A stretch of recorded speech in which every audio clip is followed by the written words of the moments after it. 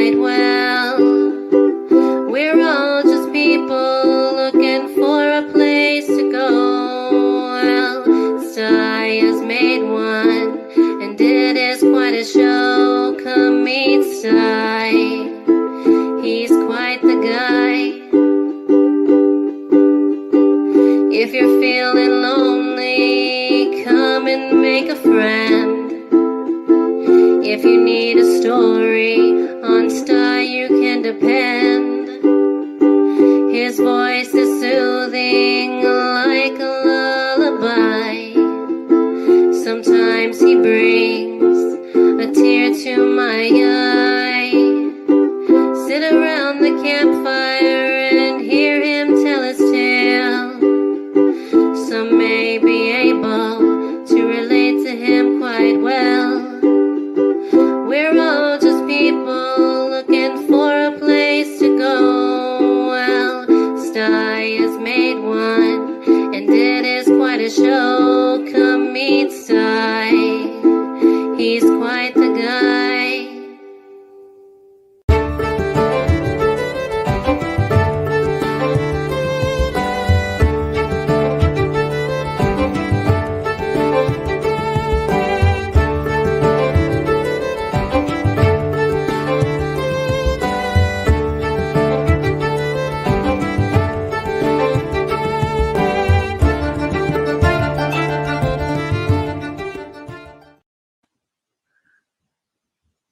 Good evening, everybody. Hey, Sty Story Sunday. Yeah. Super Bowl Sunday for some. Sty Story Sunday for others. The good old Super Bowl, right? Yep. It looks like the Buccaneers are, it looks like they won it. Looks like they really won it. Yeah, it's 14-6 right now. Ooh. Hey, I got to shout out all you great folks that are hanging out in the chat right away, right from the get-go. Kirk Whipper, Voyager Center. Hey, Tim, good to see you. Thanks for coming over for tonight. And then we got Get Her Done Granny. She's going to be watching tonight. It's too damn cold out on that porch for that old gal to be sitting out there freezing to death for a live stream. Yeah, I'd rather she stay indoors. And it's noisy in her house, so she don't want to be on the panel. So she's going to be out in the chat with us tonight. And then Eric Pollock jumped in, and he said, I'll be back later. So count on it. We'll see Eric later. And who else we have? Oh, Crazy Ann. Oh, yeah. There she is. She's going to be out in the chat tonight. My favorite moderator. She's the best. She's the best. Yep. Then we had plain old Chuck popped in, saying hi to Granny and Ann, and he said hi to me too. He didn't forget about me. I say, yeah. And then, oh, there's Kathy. Kathy popped in. Yeah, good to see ya. Saying hi to everybody. And then we had Harry, Metal Music Maniac, pizza, and about 5 cups of coffee to wash it down. I'm set. Yeah, I wish I had the pizza. I got the coffee, but I ain't got the pizza. Yeah, who else we have in here? Oh, there's my brother-in-law, Freeman James. Good to see you, James. Say hi to my sis, would you? Yeah, appreciate it. Where the heck? There it is. Ha! Okay. Oh, and there's Ryan Jensen. Great to see you, Ryan. Yeah. Here's E-Waste Mike. He's hanging out in the basement. He'll be up here with us in a minute. Same with this fella. Everything's spicy. Keep it spicy. There's Lori J. Great to see you, Lori. And we had Hunt for Heat popped in. Hey. There we go. There's Cindy. And there's James with Chasing the Reaper. We got a good crowd coming in tonight. 24 in the house right now. That's great. That's great. Going through. Boom, boom, boom. Oh, there's Raven. Good to see you, Raven. And who else we got? The here's Jadzia. Good to see you, Jadzia. Oh, who else? Who else we got down here? Boy, busy in the chat tonight. Oh, there's the bee lady. Hi, bee lady. Great to see you. Everything spicy. You totally deserve it, especially after the buttermilk. Just glad you like it. And there's Mad Kiwi. My gosh, check it out. It's been a while, Mad Kiwi. A hot and sticky day here in New Zealand on a Monday. Oh, I'll tell you. These guys from New Zealand. We get our turn, we get our summer too, Just that they show up in the winter and rub it in on us, Hey, William Simpson, great to see you. Great to see you. Pretty well caught up, except for this fella. He's the last one in the chat to show up there. Sty North. Hey there, my friend. Hey there, Saucy Shane. I liked your sauce review today.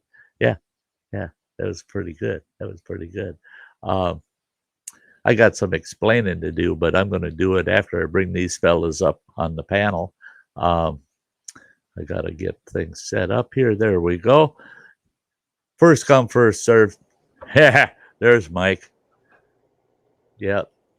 Oh, yeah, he's eating an ice cream sandwich. He's taking a break finally today.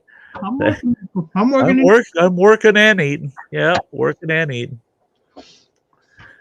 And then I told you we got everything spicy down in the basement too. Here's Phil. Leave him down there. Oh yeah, that is Phil. He's just fucking monkeying around in the basement. That's the fattest monkey I ever seen. Hey. And I've seen some fat ones. Oh. And I've seen some fat ones. Listen, that's one fat monkey. Hey, Phil, did you watch Travis and his daughter eat that durian fruit? No, I saw the thumbnail while I was upstairs watching the football game. I'm thinking, well, I need to watch that. So. Oh, yes, you do. And I got to tell you, man, the nasty crap you do, you got to order that freeze-dried durian fruit that he got. But I want to see you eat the bag of it. Not, it's not that big of a bag. Right. But he only gets one piece in his mouth, starts chewing that up, and he's spitting it out on the table just like a little baby in his high chair, and you stuck, cream peas or something in his mouth. No. Oh, he's spitting that shit out. It's the video. I laughed my ass off. I watched it twice, and his daughter was smart. She popped that piece in there, rolled it around in her mouth for a little while, and she goes, up. She runs off, spits it out, comes back, and she's cool with it, but he's not. Through the whole video after he chewed on that, and you'll love it. You'll just love it. I don't think a person could spoil it by trying to describe it. It's a gotta see. You gotta see it. So everybody, you're gonna have to check out after the stream tonight. Check out Groovy Lava Squirrel Medic and him eating durian, freeze-dried durian. Yeah. Cindy says, "Why Thailand?" Why Thailand? Why? Yeah. I laugh so hard. Probably the cheapest way or the best way to get it too, because they don't want to really ship durians over here to the States, and if you do, you pay a small fortune for them. So, right, and it's freeze dried, so. I've eaten a lot of dehydrated and a lot of freeze-dried foods outdoors, camping. And freeze-dried seems to retain the flavor the best, compared to dehydrated. You definitely make sure you maintain that flavor. Yeah, yeah, yeah. And you watch him sniff the bag, and it's like, oh, it's like, oh no, no. And then they said the only thing in English on the whole damn bag, front and back, was after opening, store in an airtight bag. yeah, yeah. Yeah, I'd love to have a bag of that shit. Just go over to friends' houses and stick a couple pieces under each of their pillows. I'll be right back. I got to use your bathroom. And run in their bedroom, stick a couple pieces under their pillow. Whoa, really rough, rough.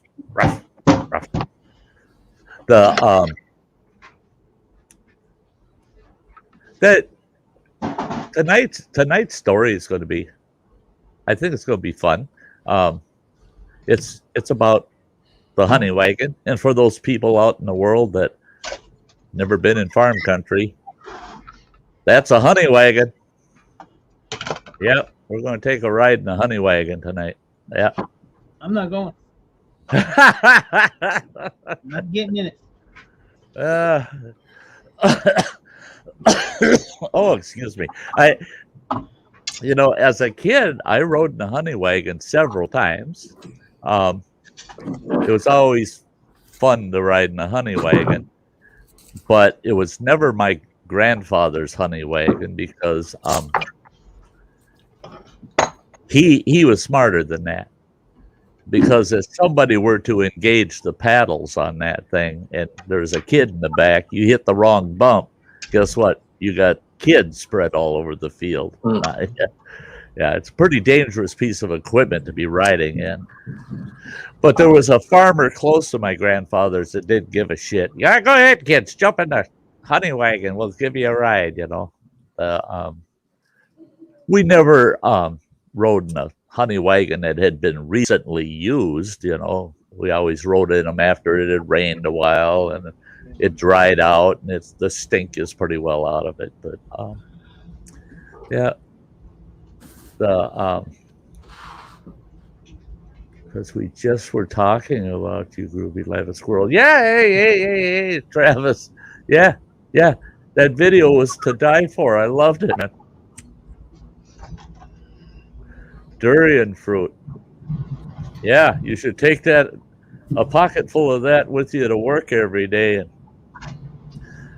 eat that as a snack and see how your taste will not go away. All that. I can see every one of them soldiers saying, "No, this is cruel and unusual punishment." Letting that guy eat that for a shit and snack out here. Yeah. Oh yeah, eat that and get in some recruit's face and start barking. It's just like, hell, what did I enlist for? Jesus, that guy, he's dying from the inside out. Oh my God, he's rotten inside. Yeah, I'm sorry. Taste will not go away, he says. That's gross. Yeah. Saucy Shane says, at least I wouldn't have to worry about it getting stuck in my teeth. Travis is like, oh, it's stuck in my teeth. It's stuck in my teeth. He's freaking out because it's stuck in his teeth. He's trying to spit it all out. No, it's stuck between your teeth, bud. Oh, yeah, I'm sorry, but I had a great time watching that. There's another subscriber gone. What?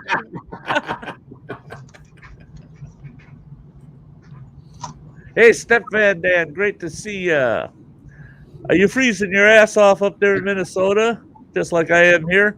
I went outside this morning.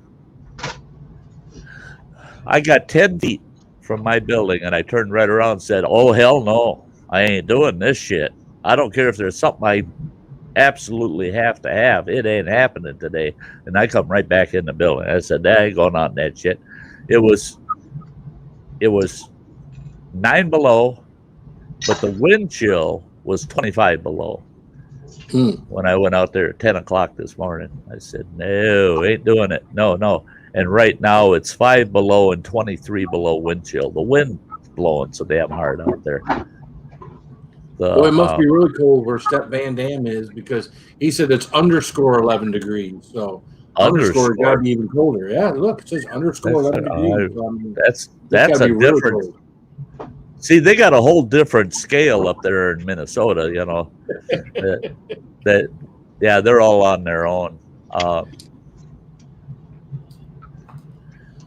Yeah, Cindy, I feel that way too. You know, I can't help it. I can't help it. You know, I think the world of Travis, but I can't quit laughing about that shit. The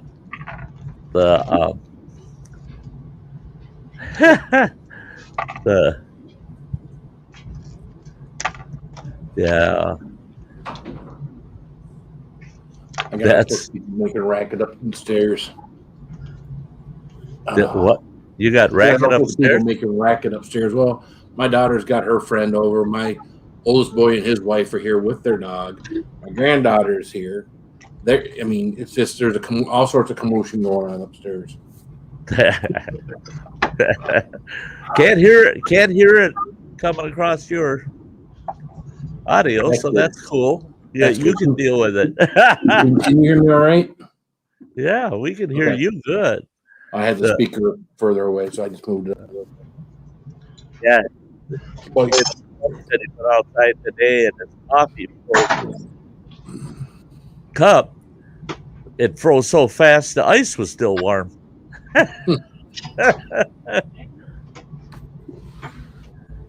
Yeah, Minnesota, their mosquitoes are tennis balls. Minnesota, yeah, the land of 10,000 lakes and about 500 trillion mosquitoes. Yeah. Yeah, you put all that water in one frickin' state and they're all small lakes everywhere. Yeah, guess what? You're going to have skeeters, man. We haven't had much of a mosquito problem the last 2-3 years. We haven't either. You know, they've been here. You get a few days in the summer that they were kind of a nuisance. Otherwise, the last 2 summers have been good. Been really good. Same with the ticks. I'm amazed up here in northern Wisconsin that the ticks were so few, you know. Well, we never had a tick problem. Boy, I can remember out at camp, my clients, I'd get people that never been in the outdoors. They come and spend a week, and holy Christ, by the time they get out of there, they had to get psychiatric help because they had this bug complex for some reason. The one guy was keeping count, 109 wood ticks on a 3-day. He was there for a 3-day session, and he had taken 109 ticks off of himself. But only one out of the 109 attached itself. So I told him, I said, you should be happy. You only had one attached to you. The rest were just crawling on you. Well, I go someplace that's got a bunch of ticks like that. I ain't going back. No, that can't be enjoyable. Well, I found those 4 years I had to camp, I found with the amount of vodka I drank, I didn't have any bug problems, man. I didn't have ticks. I didn't have mosquitoes. I didn't have horse flies and deer flies. None of them didn't bite me during those 4 years. And they kept saying, why? Why don't they bother Sty? And I kept thinking to myself, it's because you start drinking Sty tea at 8 o'clock in the morning and you drink it all until you go to bed. They don't want pure alcohol. They want blood, you know. That's, yeah. They start sucking on somebody full of vodka. It doesn't work out. They're too drunk to get laid afterwards, you know. There you go. Yeah. Now, I got some explaining to do about yesterday. Phil, I'm sorry I wasn't there for you last night, man. Well, you weren't there? No, I wasn't. You didn't miss me, eh? Oh, okay. Now I don't feel so fucking bad. Don't worry, Sty. Raven took your spot. Don't worry about it. Yeah, I don't need your help either, Mike. But no, I was telling Mike before the stream, so I get up yesterday morning early, fire up the internet, and it's colder than shit outside. Find out that one of the maintenance guys, he was in the mechanical room of this big building I'm in. He needed something for one of the other properties. And he ran in quick just to grab that one thing. Is going to head out. Well, it's got an outside door from directly to the outdoors and one from the inside. Well, he came in from the outdoors. His truck was parked outside that door. He ran in to get what he needed. Well, he gets a radio call from his supervisor. Says, get your butt over to such a property. I need you over here right now. You got to just drop whatever you're doing. Get over here. Well, he did. He ran out the damn door, got in his truck, and headed to that property. Left the damn door wide open. Well, it's 20 below wind chill out. That was at about 7:45 in the morning. At 11 o'clock, all of a sudden, my internet gone. It's like, what the hell? Where'd my internet go? What's going on here? Find out. Sure enough, it took 3 hours, but a pipe in that mechanical room froze and burst, but it was leaking at the same time. Well, it was running more than leaking.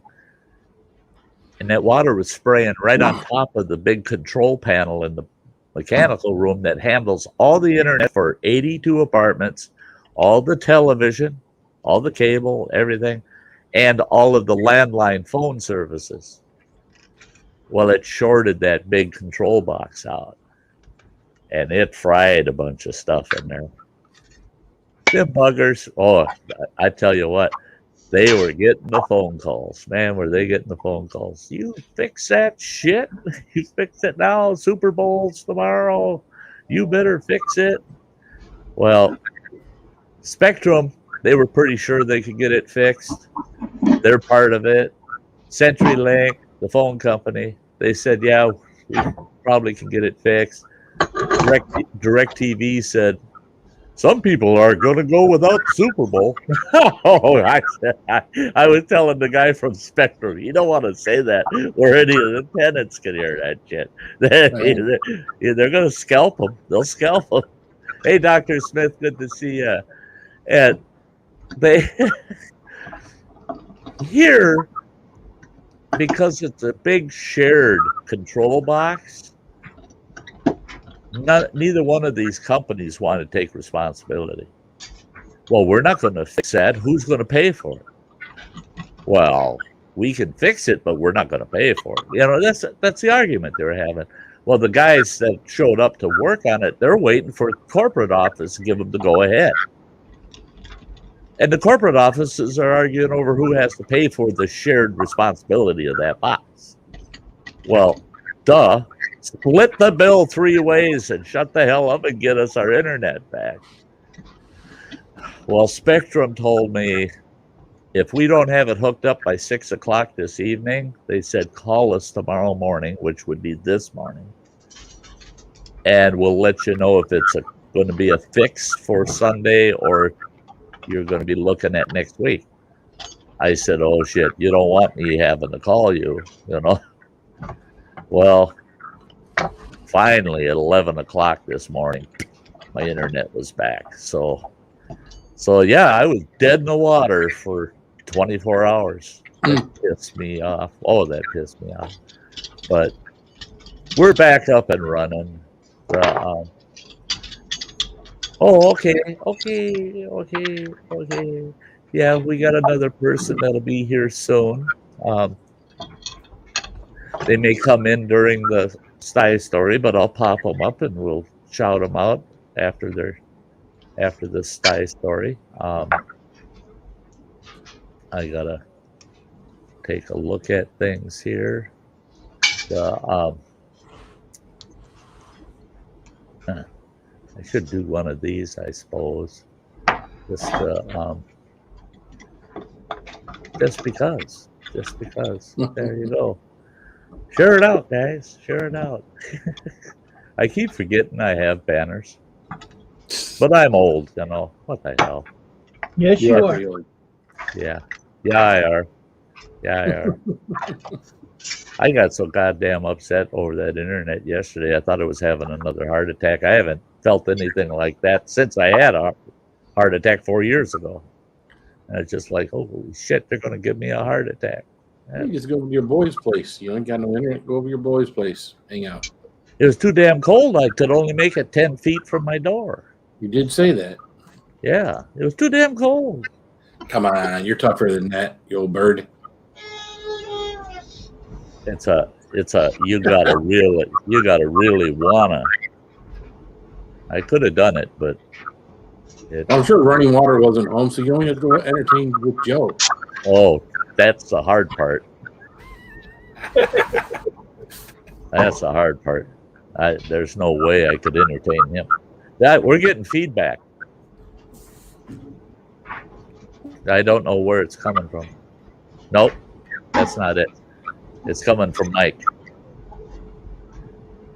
It's coming from Mike. You're on crack. I'm on crack. Yeah, I'm sitting down. There's some It wasn't feedback. you, Phil.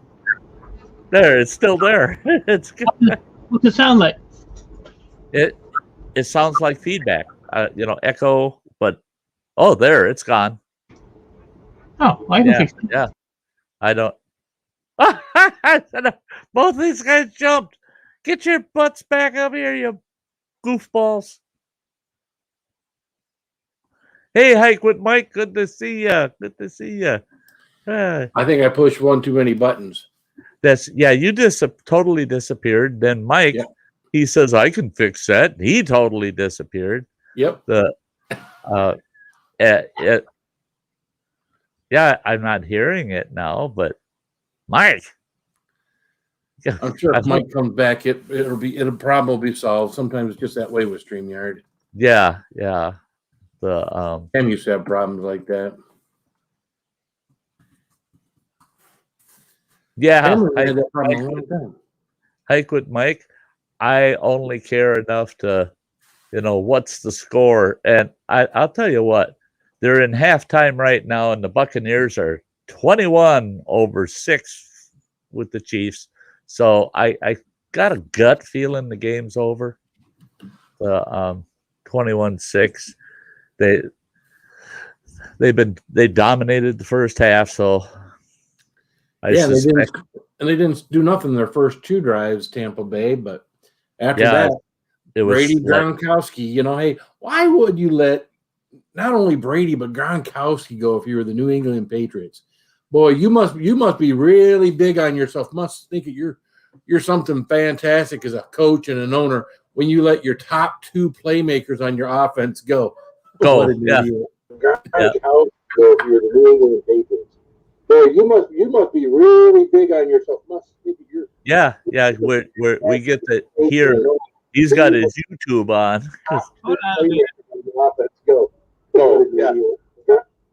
We're hearing everything we said 10 seconds ago. Shut up.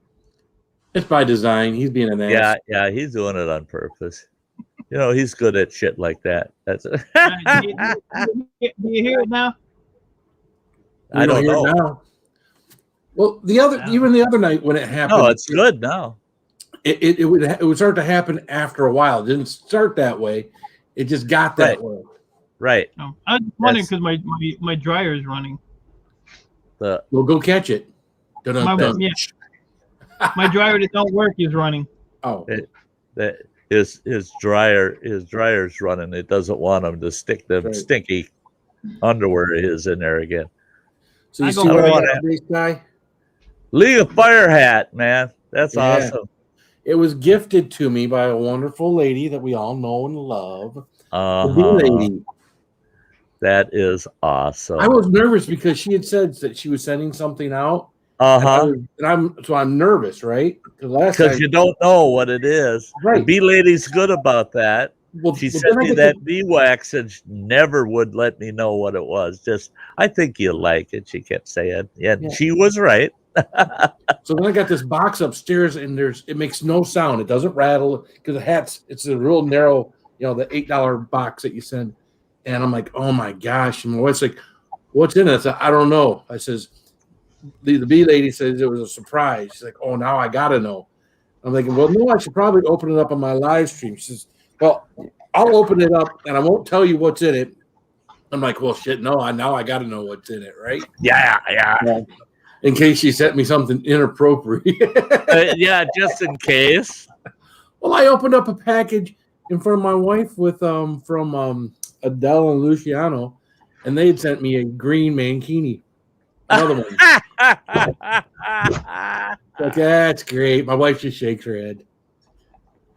Oh, yeah, she's thinking the friends he keeps. My wife used to have a real problem with some of this stuff, and now she just shakes her head. Yeah, she's learned. She's learned what. She's learned not to set expectations on you. Yeah. Okay, guys, time for the Sty story. We're going to get that done and out of the way. All right, guys. Yeah, tonight's Sty story. Yeah. The honey wagon. And I showed you a picture of the honey wagon. There it is. For those folks that don't know what a honey wagon is, that's how you spread the manure from the barn out in your fields. That's how you fertilize the fields the old way. And that honey wagon, I'll show it to you one more time. That bugger looks almost identical to the honey wagon that I'm telling the story about. I found that picture, months ago, and I go, oh my gosh. And that's what triggered this story, reminded me of this. Now, when I was a kid, got to spend the summers, a good share of the summer, out on the farm with my grandma and grandpa. And my granddad, he was, he worked a full-time job, plus he had a couple hundred acres of farmland out there that he farmed. And what he did was he would lease out his barn to another farmer. That farmer would keep milk cows in there, blah, blah, blah. But my grandfather, part of the deal was my grandfather got all the fertilizer out of the barn, all the cow crap out of the barn to spread on his fields. And so we were used to seeing a honey wagon around the farm all the time. But when it came to us kids, my granddad was one where I don't want you around the manure spreader. And it was for two reasons. One was the dang thing was dangerous as hell. That was a dangerous piece of machinery. Second reason was his grandma didn't like us coming in the house smelling like cow shit, So, but there was a family that lived close to him that they had a nice big farm too. Well, the old guy that owned that farm, they had kids, and he wasn't so concerned about them being around equipment and stuff like my granddad was, And this guy, he was smart. He had this honey wagon, that picture I showed you, it looked almost identical. But he got smart, and on the back of that manure spreader, he put an additional hitch on the back of that manure spreader. And he did that so he could hook the manure spreader up to his tractor full of cow shit, and he's going to head out to the fields to spread that. But on the way, he'll drop a hay rack or a hay wagon off at one of the hay fields. This way he can pull two trailers. Well, all of his trailers had that extra hitch on the back, and I saw him at times go by, and he'd have 4 or 5 trailers behind his damn tractor he's pulling, and he's dropping them off at different fields. So he'd hook up that manure spreader ready to go out and spread manure, and he had a hay rack hooked up to the back of it. And I'm hanging out over at their farm, and he yells at all of us kids. I'm over there playing with their kids, and he yells at all of us kids, hey, kids, you want to go for a ride out to the hay field? And he says, those guys they're gonna fill that hay rack up, and then you guys can ride on it back to the farm after I get done spreading that manure. Oh yeah, sure. Well, we all get on the hay rack. Now that's what around his area, that's the typical hay rack. It's just a flat wagon like that, and you stack hay bales on it. Now, you can see there's no sides or anything. We're going to pop this gal up right now. There. Hi, Sam. Hello. Hello. And so you can tell by looking at that trailer, yeah, there's all kinds of places you can sit on that trailer and have your legs hanging over the side. So we all got on a trailer like that. And there must have been, I'd say 6 or 7 of us. And 4 of us, 4 of the kids, were sitting in the front with their legs hanging over the front. I was sitting way at the back with my legs hanging off the back. Well, off he goes down the road.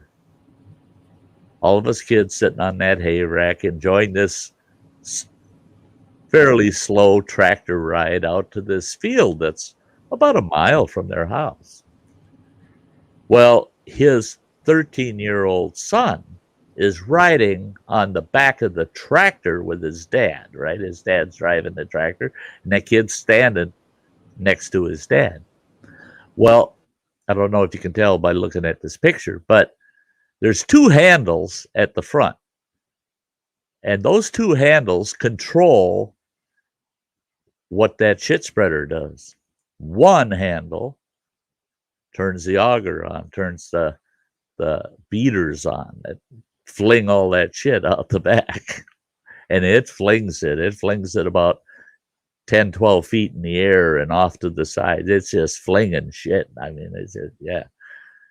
The other lever controls this chain type of fair that runs across the bottom of that spreader, and it moves all the cow shit to the beaters, right? And the faster you move it, the higher it flings and the more it shoots out. His 13-year-old son kept pointing at us younger kids that riding on that damn hay rack, and he's yelling at us, saying, "Beware of the honey wagon. Honey wagon will get you." And we're like, "Oh, you ass, what are you talking about?" Then we found out that kid reached down and he engaged those 2 levers. Well, that honey wagon, what makes everything work is the fact that it's moving. The wheels on it are running chains that provide power to all these things. So his dad had no way of knowing that the manure spreader was operating unless he looked back there. That kid reached down and engaged both them damn levers. I came out pretty good. I had a couple splats on my back, but I bailed. I jumped off that hay rack right then and there. And the worst part, as far as that 13-year-old was concerned, what his dad really got pissed about was he did it while we're going down the road, down the highway to this field. So he's spreading shit all over the highway. But the other kids, so especially the 4 sitting in the front, they were getting so nailed with this wet, nasty, fresh out of the barn manure that all they could do is sit there and cover their faces and hope for the best. And when his old man got to that hay field, over half of that manure in that spreader was on everybody that was on that hay rack. That hay rack had about 4 to 6 inches of cow shit covering it, along with all the kids covered totally in cow shit. Now, typical farmer, shit happens, you just have to get through it. He gets to the hayfield, and all these kids are bawling and they're freaking out. Kids are puking. There's boys and girls. I mean, everybody was, we're just covered in shit. And it's his fault, and on and on. And that farmer goes, "Oh my God, you had me spreading shit down the highway. The sheriff's gonna raise hell with me," and on and on. He didn't care about us kids. It was just said, "Oh my God, it makes me look bad," you know. Well, all of a sudden I could hear him yelling, "Where the hell's Sty? Where's Sty? He's missing. Where's Sty?" Here I am. I'm walking into that hayfield. I'm walking in with just a couple of little splats of cow shit on my back. And he goes, "Did you miss when we left? Did you walk this whole distance?" I said, "No, I only walked a little ways. I jumped off the wagon once the shit started flying." Once the shit hit the fan, I bailed. That farmer, he was so cool. He always carried these big suckers in his pocket for himself. He never give a kid one of them. He reached down in his pocket and he pulls out a sucker and he hands it to me and he goes, and he starts laughing. And I go, "That's for me?" And he goes, "Oh yeah, that's for you, boy. I'm proud of you getting the hell out of there while you had a chance." And he goes, before he let go of that sucker, he goes, read the label on there, the wrapping on there." I looked at it. It was honey flavored. It was a honey flavored sucker. And so he says, so fitting for being able to avoid the honey wagon. He says, "You did a good job avoiding the honey wagon." And this one girl, she says, "Well, are you going to give us a ride back to the farm? We're all covered in cow shit." He goes, "Well, of course I am." He says, "After I go spread the rest of this on that field about a half mile down, and when I get back," he says, "we'll hook up the full hay rack to the honey wagon, and you guys can ride up on the hay back." And then one of his helpers that's at the hay field they got a tractor with a rake and a baler out there, and that helper goes, "Well, you don't want them old cow shit covered kids on that hay. The cows will never eat it." He says, "They'll contaminate the hay. You can't put them on there." He says, "Don't worry about it. We'll get it all figured out." Because I wasn't covered in it and everybody else was, I got to ride on the top of that hay rack, on top of that big pile of hay, all the way back to their place. You never guess where the rest of the kids got to ride. They got to ride in the empty honey wagon all the way back to the farm. And that was about a 15-minute ride.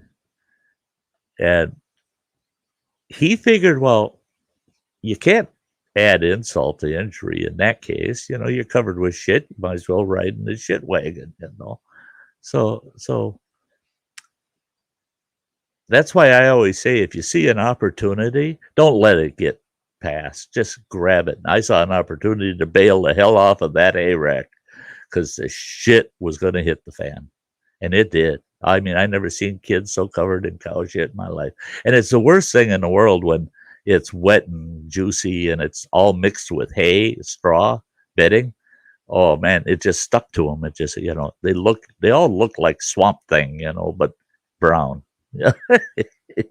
Yeah. So if anybody asks, you want to take a ride in the honey wagon? That is not a sweet ride. Don't do it.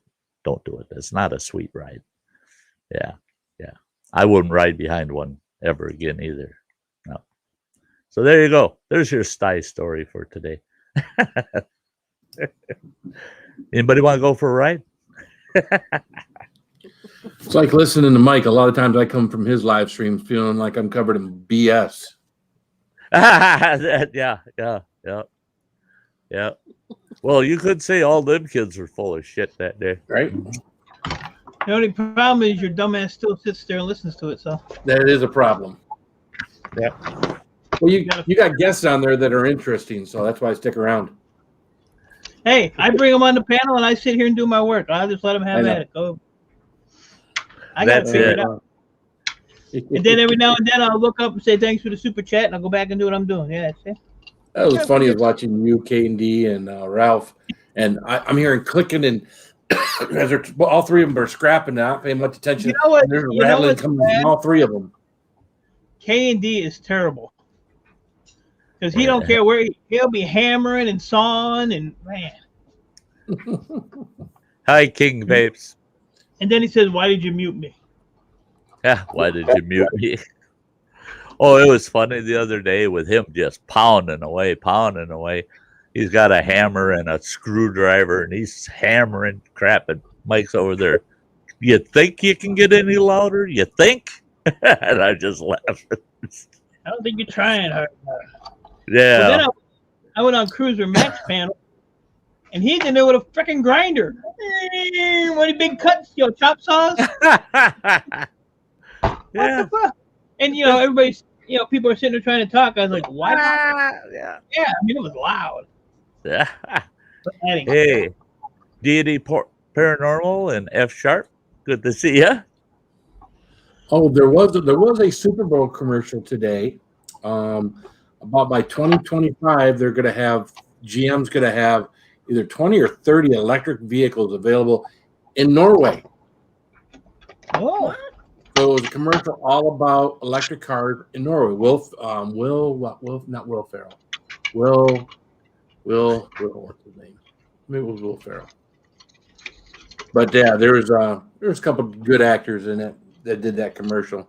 Like, I got to remember to record that one. Somehow I got to use that in one of my streams. See, that's the only reason why I like watching the Super Bowl is the commercials. But this year, we don't get that channel because apparently our cable company is feuding over some type of agreement or whatever, and we don't get those channels right now. Like, there's like 4 channels that are out. So. Oh, I remember when Walking Dead was even bigger than it is now. It wasn't as it's not as big now, but there was going to be a thing one year where the cable channels, they were going to AMC wanted to charge more, and no one was going to carry AMC, and it's like, oh, you mother effers better be carrying AMC.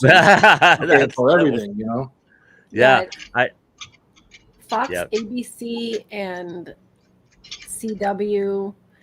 And another one I can't remember, but yeah, like the prime channels too. Wow. Yeah, it's stupid. Yeah. So the boys left. I got the house to myself. They went to watch it at his brother's house. So I'm like, yeah. Oh yeah. I'm on my way. All of a sudden, Samantha loves the Super Bowl. Could care less. Yeah. Could care less yesterday, but boy, today I love the Super Bowl. And I get some peace and quiet, man. No, you don't have to mute every 5 seconds to yell at someone.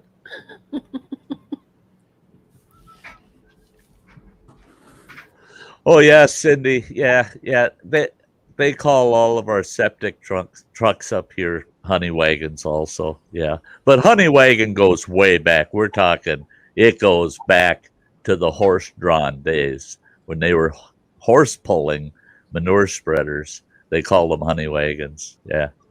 It goes way back and literally all over the country.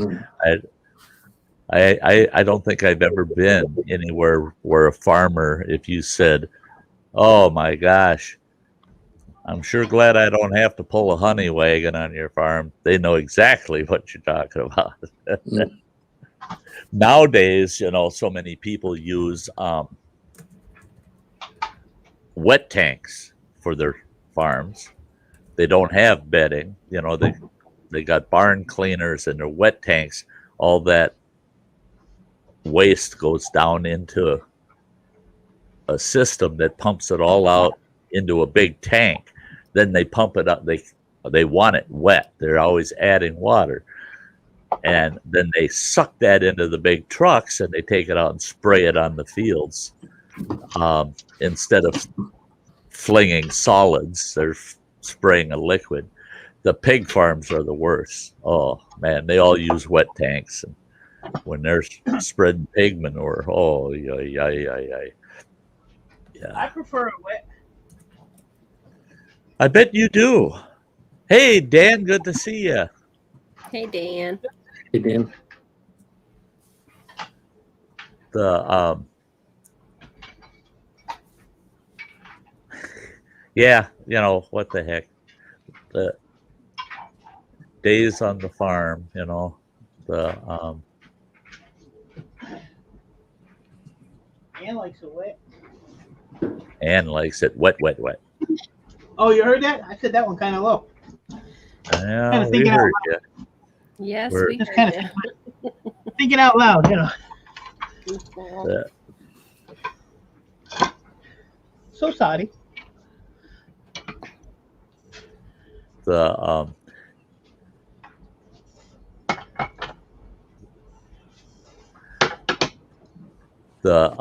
yeah, how are your gas prices? We hit 252 yesterday. That's where we're at. That's where we're at. So we went from $2 a couple of months ago to $2.50. So that's a 20. That's what, a 30% increase in our gas prices.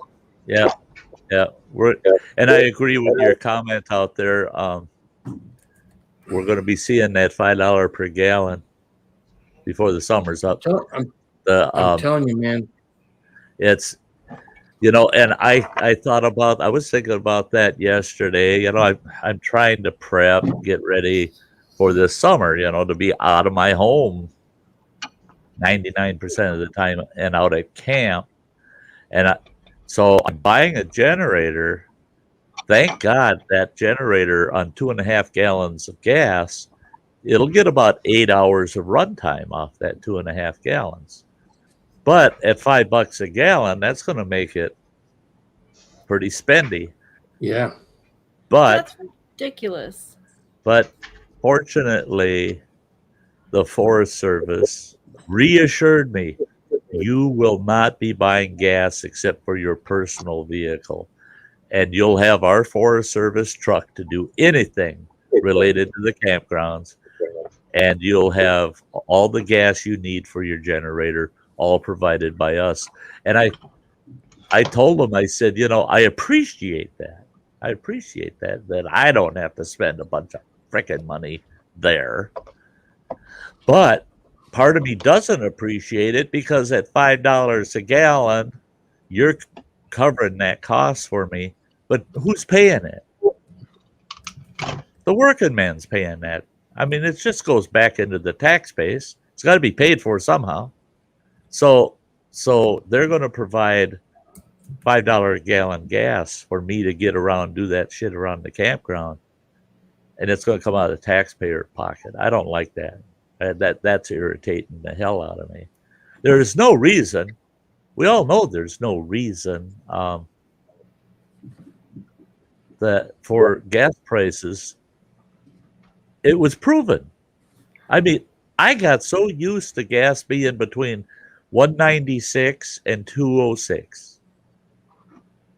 I got so used to it that it's just a given. I'm going to pay on the average $2 a gallon. Right. And I knew what it was going to cost me to fill my truck. It was going to cost me, if my truck was at 1/8 of a tank, it cost me $42 to fill it. I went and filled it the other day, and it cost me $64 to fill my truck. So that's 3 memberships. So that's, oh, yeah. Hey, yeah, new membership tier. I got the gas tier. Yeah, keep the old fart in gas. You know. Well, what kills me about gas right now is there's no reason that it should have gone up 50 cents. Nothing shipping wise has changed. So what? That stupid pipeline? They're not building that. There wasn't any gas coming through that son of a bitch anyway. Right. Those prices. You're hitting the nail right on the head because those prices were based on our current infrastructure. And now all of a sudden those prices are getting jacked up. Well, and that was one thing, and that's part of the hidden agenda. Is they talked about it, but they talked very softly on the topic that they have to jack up the excise taxes on the federal excise tax on fuel to pay for the Green Deal costs. So they're jacking the taxes up on the fuel. It's got nothing to do with supply and demand. These prices are not happening because of supply and demand.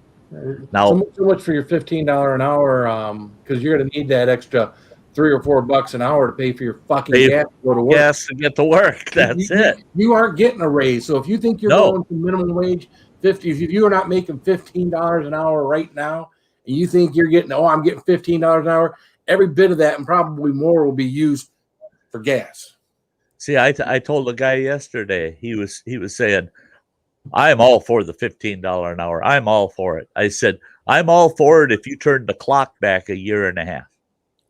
And we keep the economic state we had a year and a half ago and gave them $15 an hour. Because guess what? That brings everybody up. That would lift everybody up. But this $15 an hour BS right now, congratulations. You're below poverty level at 7.5. Guess what? You're still going to be below poverty level at 50. Nothing's going to change. You're going to have the exact same quality of life you had at the old minimum wage. That's because all of that extra $7 you're going to get is all going to go into higher costs. Sure. So you're not going to get more. You're going to just stay as poor as you are. But you get to brag about a bigger number. I tell you, I don't want the bragging rights. I'd rather have 7.5 for a minimum wage and turn the clock back a year and a half and put us back in that economic state. You bet your butt. Even if we start getting more and more electric vehicles on the road, how do you think produce and merchandise and everything gets to where it's going right now? How does it get to Walmart? How does it get to the buyer? Through big trucks and everything else. They use tons of gas. Those things will be the last things that'll be electric. Exactly. Last things that'll be electric. And I create more smog. I don't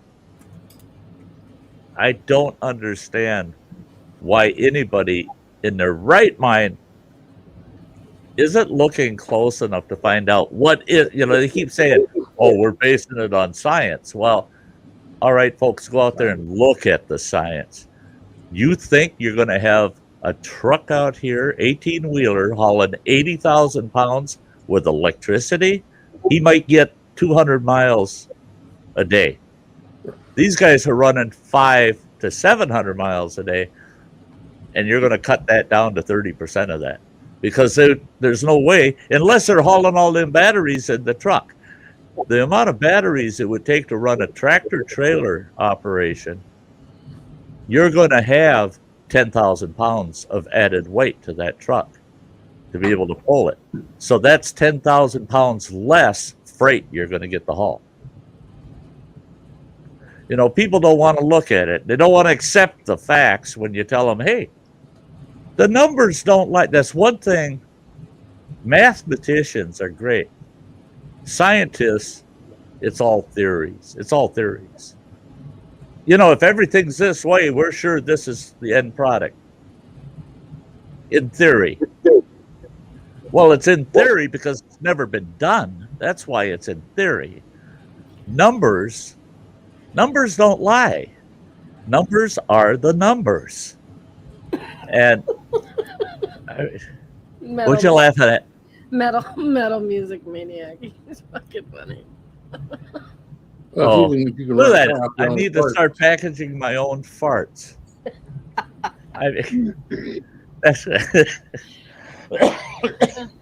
Well, that's it. If AOC had her way, we'd be converting those cow farts into fuel. So are we all going to run around with a soccer mom's minivan with a cow in the back? With a hose up his ass? I mean, that cow fart shit's bullshit too. It is. It's it's and this whole thing about climate change and we got to do this to stop it. You're not going to stop it. Jesus Christ, that's like I'm going to stand in the middle of these railroad tracks, stop that next freight train. Right. No, you're not. If the climate is going to change, it is going to change with or without us. And I don't think if there is climate change, I don't think it has anything to do with what we're doing. The climate just changes. The earth just changes. You know, I don't know about anybody else. I used to watch all of those documentaries on Discovery and National Geographic and about all of the ice ages and all of the weather changes that the world's gone through forever. And this one's unique. It's got John Kerry in charge of it. None of those in the past had a John Kerry to take care of it. That's the only difference. It's one of those things where, oh yeah, global warming. We're going to lose the ice caps. Well, I tell you what, in the last 4 years, we haven't had so much ice out here on the bay. It's so freaking warm out here. We've got 26 inches of ice. I mean, yeah. And okay, we got to do something for the future. We got to do something for the future. In the next 150 years, you know, we might have things right and we'll be able to live through this climate change. I'm sorry, people. It might sound selfish. I feel sorry for them people 150 freaking years from now. I ain't gonna be around.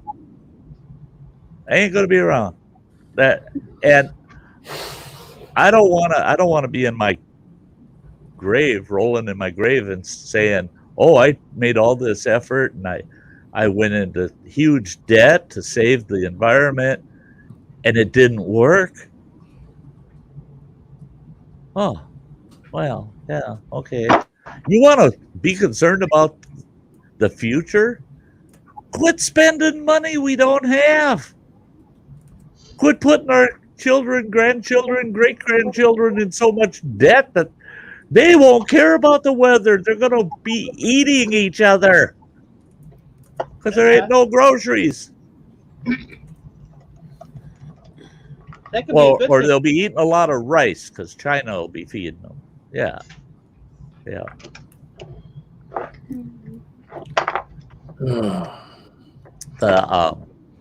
And that's it. Is if you look at the millions and millions of gas-operated vehicles out there.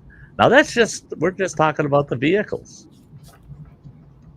And in 25 years, they want to be all electric. What are we going to do with it? Mike's going to have to change his career to scrapping vehicles because there's going to be so damn many of them to get rid of. They're going to be hauling them fuckers into his place 300 at a time. They'll be hauling them in with electric tow trucks. Yeah.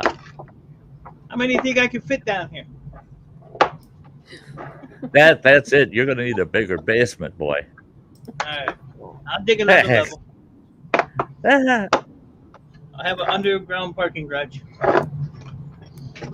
And even if they raise the minimum wage to $15, your McDonald's order is still going to be fucked up. So it don't matter. Exactly. Well, that's the thing.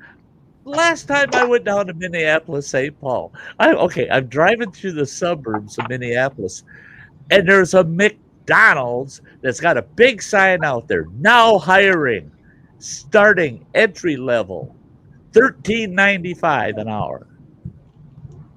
They're paying $14 an hour now at the McDonald's in metro areas. So why do you need people got the whole minimum wage thing screwed up, man. I love it when I hear a politician that just admits what minimum wage is about. That's for the person that wants that second job to go along with their career job. They just want to add a little ching to their pocket. Or for that kid that just got out of high school or out of trade school and needs that first step. He needs some work history. That's where you start, is in those jobs. God almighty, it's not. Minimum wage jobs aren't career jobs. That's a place to start. I didn't start my career. And a lot of them, they're talking about, the fast food or the food industry, right? Yeah. But any job, if you get in and you work hard, most of those places have a way for you to move up. Yeah. And if you're the guy doing fries at McDonald's You've been there for a long time, and I got a guy I work with that has 2 jobs, and one of them Burger King, and you're still doing the same job, and you're not a shift manager or store manager or an area manager, and you've been there 20 years. That's because you deserve what you get. Right. That's because all you did was show up for the paycheck. Yep. You didn't show up to better yourself. You showed up just for the paycheck. Well, that's like Dollar Tree. There's not a lot I say that's good about Dollar Tree. But one thing I can say is you can walk in the door. Anybody can get a job at Dollar Tree as a cashier. You walk in the door, get a job as a cashier.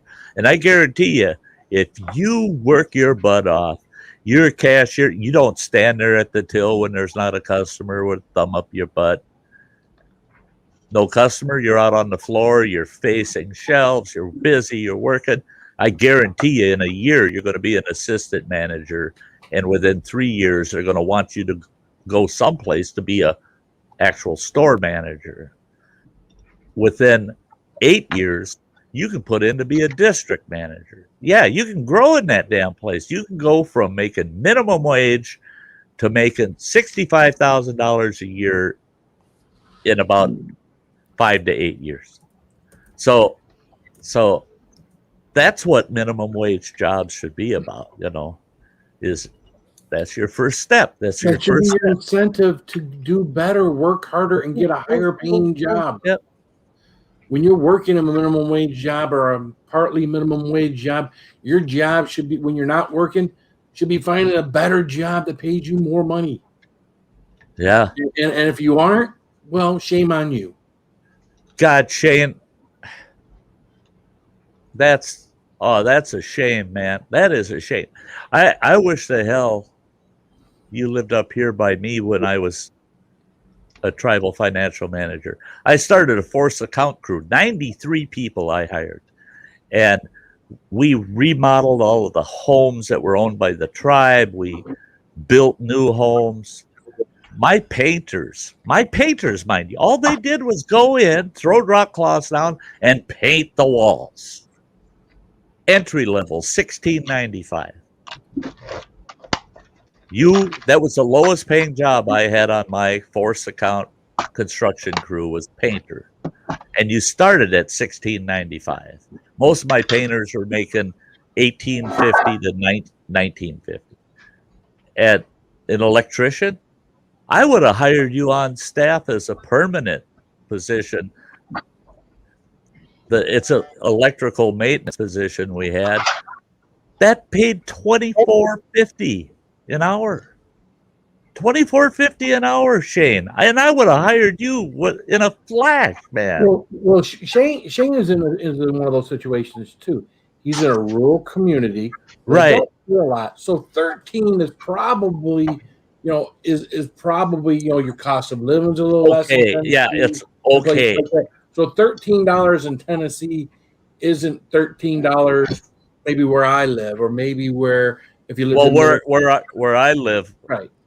13 is average if you're an electrician working for an electrical firm, a contractor, you're probably making 13, right around 13 in this area. And they think they're doing okay. They really do. They think they're doing okay. And that was the thing is my argument always had been is why can't you pay them prevailing wages on a national average? That doesn't mean you're going to pay them what they get in New York City, but you're not going to pay them what they get in rural Tennessee either. It's going to be an average. You're going to meet that mean average, and I don't get it. It's poor management is what it is out there in the world. It's just poor management. No, it used to be, I don't know how long ago this all happened. Maybe it was 15 years ago when a lot of businesses started dropping healthcare just so their businesses could stay in business. That's about the same time they reduced people's pay. And that's about the same time that they stopped every 6 months or a year giving you a raise. A lot of these places that have recovered and companies that are making good money now haven't increased their wages for the people. haven't gotten them health care Right. again, and haven't given them a raise every 6 months or a year when they're doing a good job. So Yeah. Yeah. See, and that was something too, is my bosses, they thought I was nuts. And I told them, I said, every single person we hire every year gets an annual review, and they're either going to stay at they never lose money. They're either going to stay at their current pay rate, or they're going to get up to a 7% pay increase. And what it was is they got that up to a 7% pay increase as a promotional increase in their wage. And if we did a cost of living, that was straight across the board. Every employee got it. Every employee got a cost of living increase, but your annual review would determine whether or not you got a promotional raise, because you've done an excellent job. You've done good for us. You're helping us out. You're going to get that added money. I didn't lose people. I didn't have people using us as a job jump, you know. Oh, I'm going to go to work for them, and then 3 months from now, I'm going to keep looking for good work.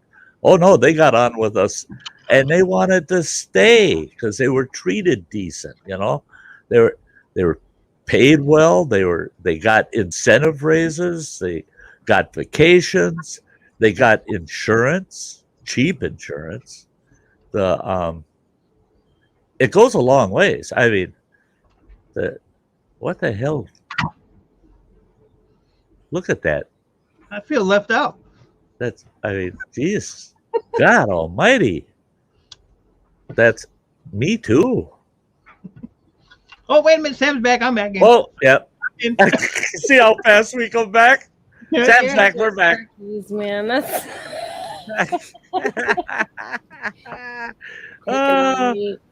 picking on you. Hey, I loved it. That song was everything I had hoped for. I loved it.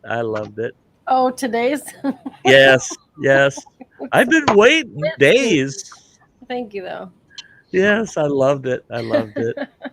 Very, very well done. I liked that one. Yeah, and it showed. I loved that too. It showed right from the beginning. You were all smiles, and you were just right into it. Yeah, it's like, I'm enjoying this. Yeah, that went a long ways. Hey, Ingles family, good to see you. What's that? Thank you. Oh, yes. No problem here, you know.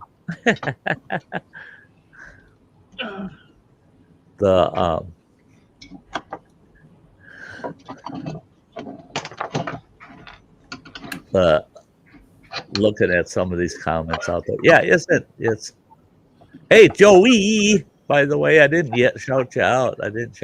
Man.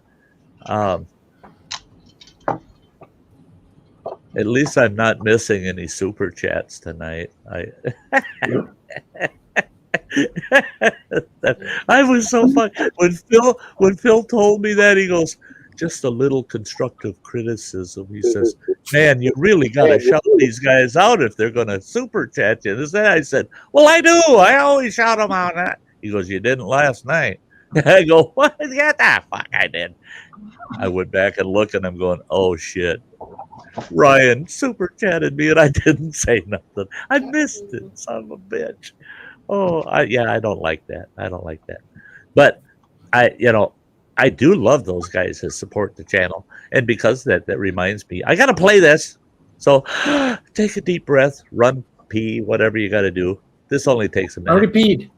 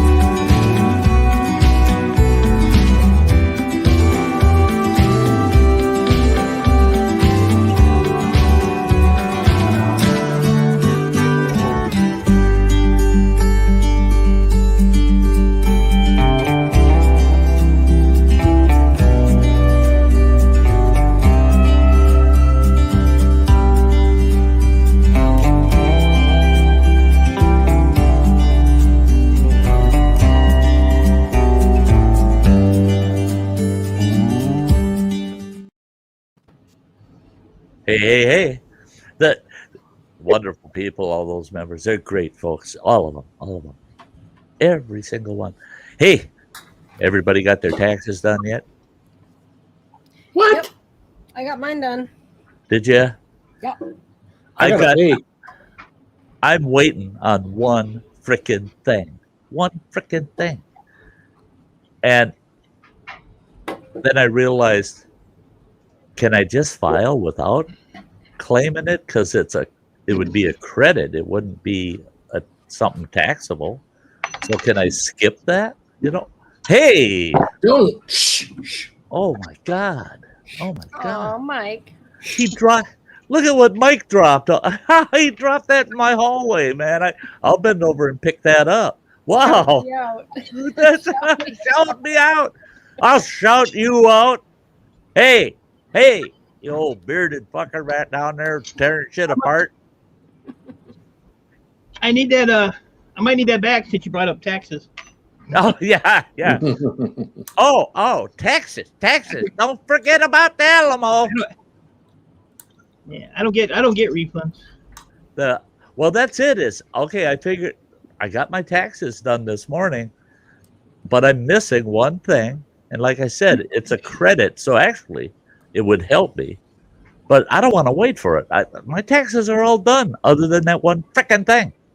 And then I realized it's not going to be that much. Actually, it's student loan interest that I paid.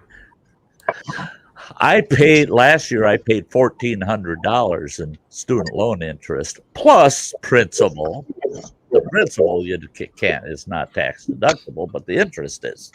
Well, I thought, $1,400, that's quite a bit, each year. That's a good credit, But then I realized this morning, bullshit. These guys deferred student loan payments, right? And I fought like hell with them. I said, no, I want you to take my payment. They said, well, no, it's deferred. We're not taking payments. I said, what do you mean you're not taking it? Somebody wants to give you their money and you're not taking it. You only want it when they don't want to give it to you. Then you tax them and take it anyway, And they said, well, no, that's those student loans you're paying down are deferred until this COVID thing's over. I said, COVID has nothing to do with my damn debt and where I'm going to be sitting.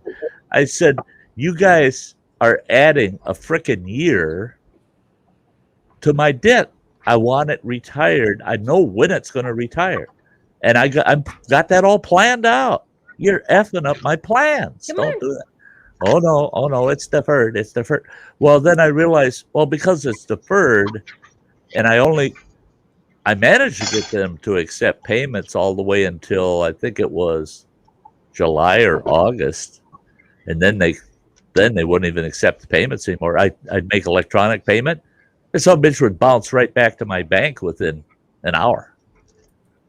And so I didn't pay all that interest in. I might have paid $600 or $700 in interest in. So now I'm sitting here going, do I even want to wait for that? Because I managed to finagle my taxes this year and came out smelling pretty good. Between the state and the feds, I get $201 back. $201. That's a big deal. Yeah.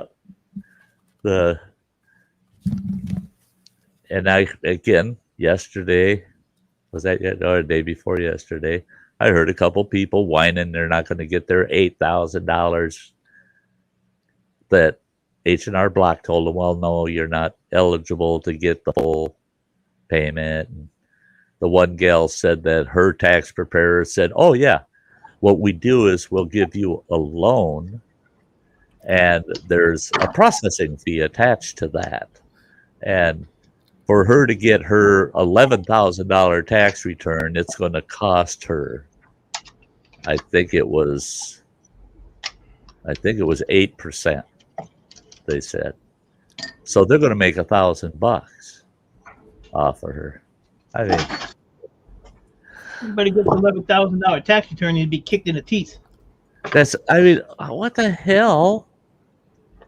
What the hell? See, me and my two boys, we've had this conversation many times, and the three of us all agree.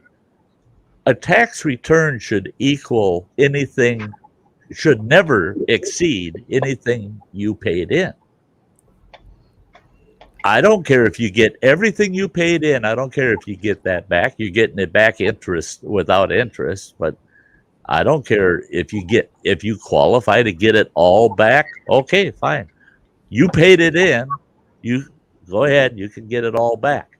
But if you didn't pay it in, you should be getting it. I mean, all the credits they have out there is what creates these $10,000, $15,000 tax returns.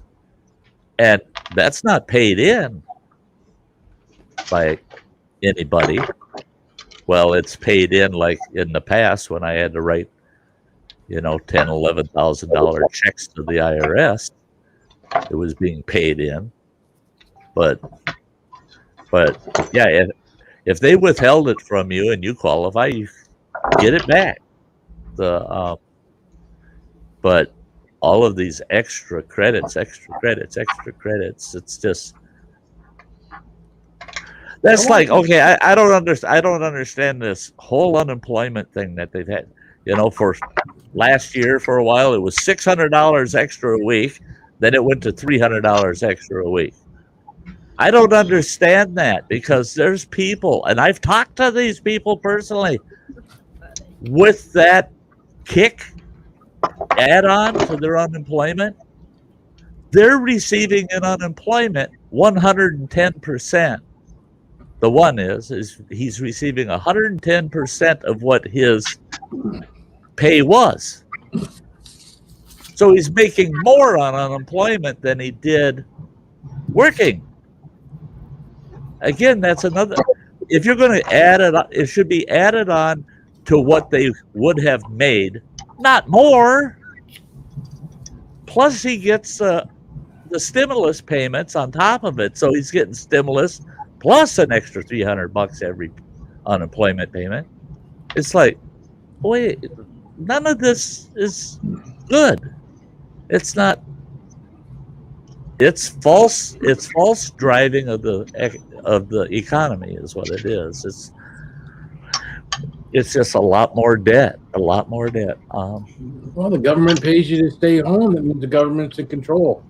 The only thing you're hearing when you're at home is the stuff you see on the internet, which the media controls 90% of what you see on the internet, ABC, CBS, all that other good stuff.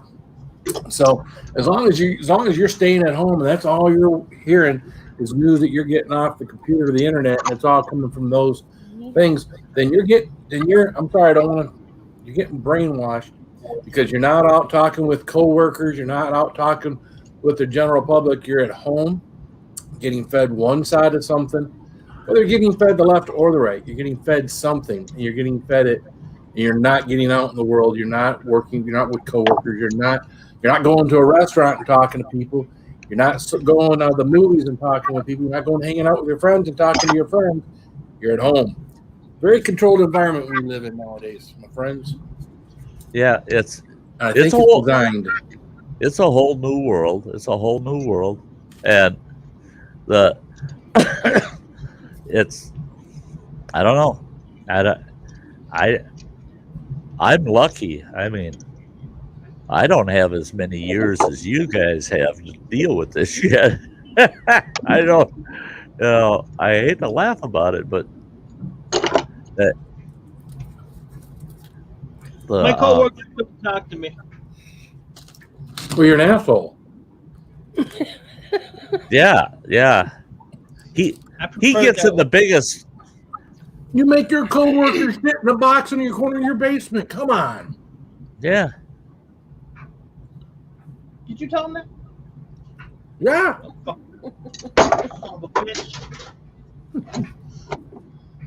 You're fired. Earl, you're fired. And that shit you feed your coworker, I tell you, man. Yeah. And then you shove stuff up the coworker's ass. I mean, come on, I'd have complaints going. What are you gonna do? What are you gonna do? My boss is mean to me. It isn't the coworker, it's the boss.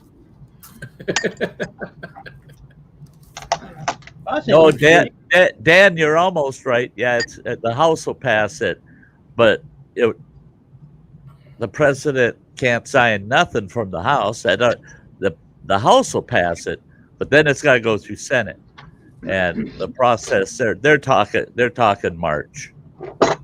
They're talking March right now with the Senate schedule. Because I'll tell you what, if the House passes it and the president thinks he can sign off on that and start issuing any money out on the COVID bill, then I'll tell you what, this old boy's stepping back and going to watch you all go to hell and back, because your lives are going to go to shit because they're skipping the biggest step, and that's to pass it through the Senate. They better not do that shit. Better not. Yeah, it has a plan to bypass the Senate, and that's what I'm saying is no, the Senate didn't pass it. The Senate doesn't pass things before the House. The House passes first, then the Senate passes. Well, if the Democrats like it, it's going to get passed even through the Senate, because unless you can get a Democrat to flip over to the Republican side, which then they'd be ostracized. But there are a couple of Democrat senators that are not complying. Are there? Yeah. Oh, what's his name? Oh, what the fuck? Now I can't remember his name because we're so piped into this right now. He came right out and said that he cannot vote for it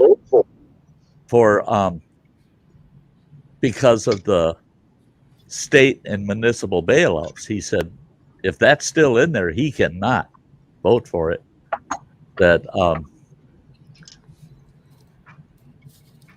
yeah. The fella out of West Virginia, isn't that the fella? He's a Democrat out of West Virginia. He's a non-compliant bugger boy. He's not very progressive, that fella. You can't talk about bringing people like that. Yeah, B lady, that $1,400. Yeah, that's it. There's nothing. All we can do is state our concerns. There's not a single thing that any one of us can do about what's going to happen they here. They don't give a rat's ass. No, they don't. You're right. Their own agenda, and pretty much gotta sit back and fucking take it up the rear end. Yeah. And you're right with the $1,400. If it gets here before May, yeah, it's going into camp expenses. You're damn right. I love when Sam talks dirty. Oh yeah, I like it when she gets tough, man. Tough. She gets that look. Look at that look. You don't want to hear my opinion on any of this. Trust me, it ain't good. Yeah, I got to hear some of it in private chats. Yeah. I think publicly it's probably best that she doesn't air her feelings, but in private, yeah. I admire her position. Oh yeah, it's gonna that $1,400 into my camp budget. That's I'm putting money away to cover camp for the summer. That $1,400, I'll be able to trick things out a little better. Get the trailer a little closer to. In the worst case, I got to live on the road until the gas prices hit $5, $6, $7 a gallon.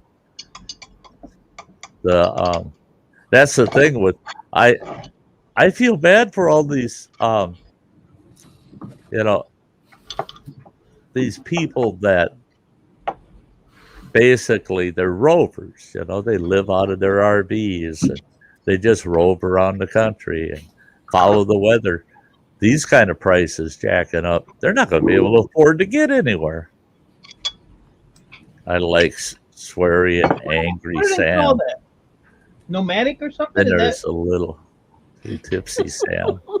Yeah. Listen, Cindy, Cindy's just spilling her guts out there, isn't Yeah. she? I mean, isn't anything sacred, Cindy? Come on. No. I mean, I always What's felt that. family for other to embarrass you, and that's all right. I think the only time I ever spilled the beans on some of Sam's off live behavior was when she started belting off, singing with no clue that Ann and I are sitting back enjoying her singing. That's the worst song in the world too. No, she's talking about live stuff though, and yeah. I'm thinking some of this stuff might have gotten deleted, but nah, some of it didn't. And there's a point where you're like, damn it, I wish that wasn't up there, but oh well. Oh well, yeah. It's after the fact. Now I got to live with it, right? Yep. It's all on YouTube. Great. Hey, bee lady. Yeah. Birch Grove. If you go find my playlist on my homepage of Birch Grove, there's one in there where I try pizza out at camp, pizza in camp. And that was O'Meal's. That stuff is terrible. Well, it's edible. It's edible. Designed to sustain life. But they're sorely mistaken. That is not fucking pizza. I mean, that's just some starchy ass bread with some artificial cheese, and they called it pepperoni. That ain't no pepperoni. And sauce that is so thick that it goes on like like Dutch boy paint, I mean, the sauce, you can tell they painted that shit on there, and then they put fake cheese. The out of the O'Meal's, I had I can't remember what it's like a breakfast skillet one that was so, and I had some of their cookies, and they were so. The O'Meal's theory behind it is good. The idea, the way you heat it in the pouch it comes in. I like how they're designed, how they're made. I just don't like the flavor. I mean, they make you want to run right out and get some MREs, man. Taking a can of pizza sauce with them to add to it. Now, bee lady, that's what I thought too, because I had 2 pouches of those.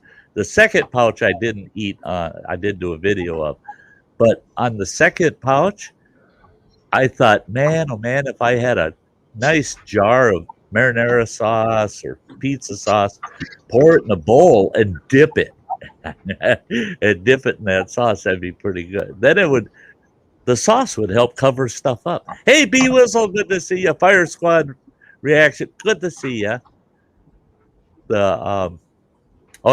O'Meal's.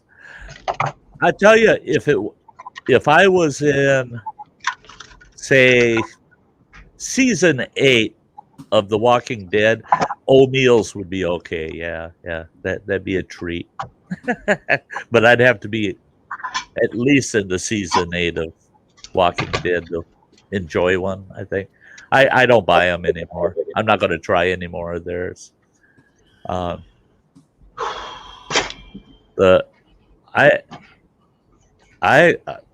sold on Mountain House. I love Mountain House. All of their meals I enjoyed. Some of them much more than others, but Mountain House, that's my go-to anymore. I've tried Patriot foods. They're so. That's a big push on Patriot now. The Patriot foods. They're expensive for what you get, and the flavor's not the best. Well, I was hungry as hell that day, bee lady, and I have to say that my opinion of them when I did that video was a little swayed. It was because I was just hungrier than sin when I had them. Yeah, and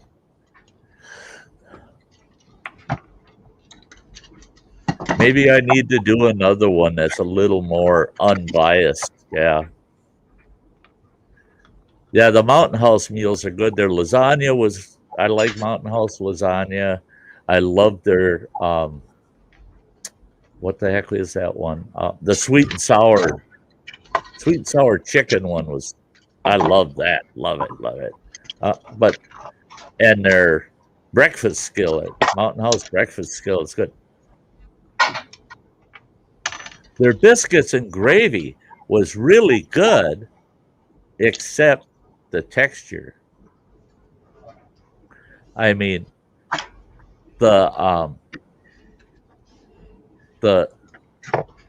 biscuit part of the biscuits and gravy was weird. I mean, it's like croutons and sausage gravy. So it was weird. The texture was off.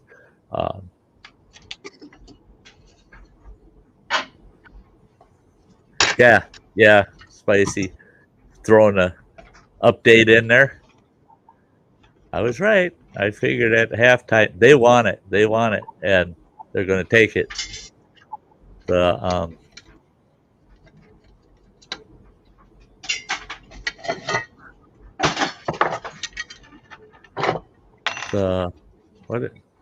since they took those little bottles of Tabasco out of the MREs, they just aren't the same anymore. Yeah, you couldn't hide stuff with it, you know. I don't have them anymore. I gave them away to a buddy, but somebody gave me a whole case of the little Tabasco bottles because they used to send those to the big mess centers, you know, and they'd put them out for the GIs to grab a handful, you know, when they're at base. And they got their hands on a few cases of those little miniature Tabasco bottles for the military, and they sent me one, and I was putting handfuls of them in every backpack, and finally I actually got sick of them. I'd rather just find a good bottle of some hot sauce of some kind, throw the whole damn bottle in my backpack instead of all the little bottles. And yeah, well, real hot sauce doesn't need to be refrigerated. So, what's that? Real hot sauce doesn't need to be refrigerated anyway. Right. And that's why the military used Tabasco. It will go bad after about 20, 25 years. I had some Nam era Tabasco sauce that look at the bottle and they go, yeah, Tabasco shouldn't be black. No, that's a bad bottle. Yeah. You find a few of those once in a while in the old Nam era. Yeah.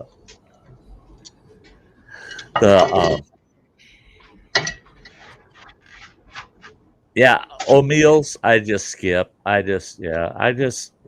You know, they're edible. You know, I can eat them, but have to remember that your community is watching you and taking to heart what you're doing, so you can say I am starving or else I would not eat this crap. Well, that's not true though, B-Lady. That ain't true. No, you don't need to put down my video or my video presentation because I was honest in that at that point. It didn't taste so bad that I wouldn't eat it. I didn't say, oh my God, I'll skip everything else to eat this. This is the best. I didn't go there. That, you know, if you took it to that degree, B-Lady, you know, come on. You don't go out and buy a bunch of something because somebody else said they enjoyed it. I don't. If somebody says, oh, this is excellent. It was like with Mountain House. I had never had it. And someone said, you got to try this Mountain House. No, it's the best freeze-dried meal in the world. And I think it was their chicken and rice. I'll eat it. But I went out and I bought a single serving. I ordered a single serving off Amazon, got it. And I tried it to see, do I have the same taste that somebody else does? anytime somebody does a review on YouTube, that's not the gospel. That's their individual opinion of that item. You don't go out and invest in something that somebody else had an opinion on. You sample it, you try it yourself, and then you go, no, he's got weird taste buds. Just like balut. I haven't run out and bought any fucking balut because this guy ate it. You know, that's just like the durian fruit. I don't know. I ain't gonna try that. Honestly, I want that now. So yeah, you do.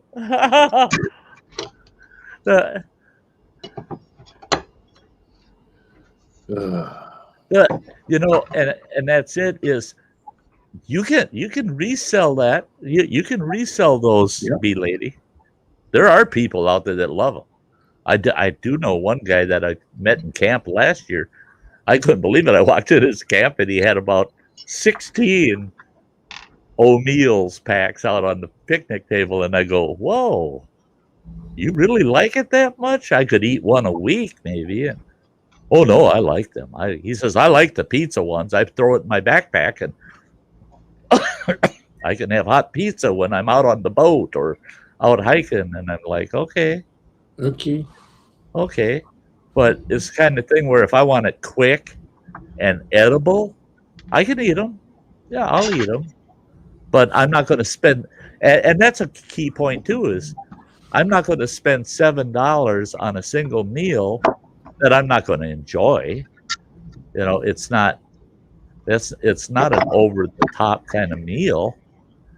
I'd rather spend that much on a Mountain House meal because that's good.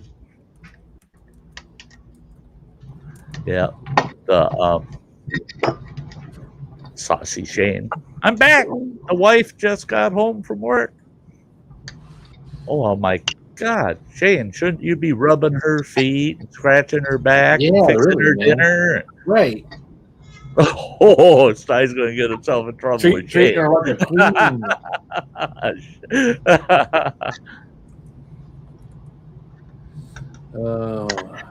Thanks, B lady.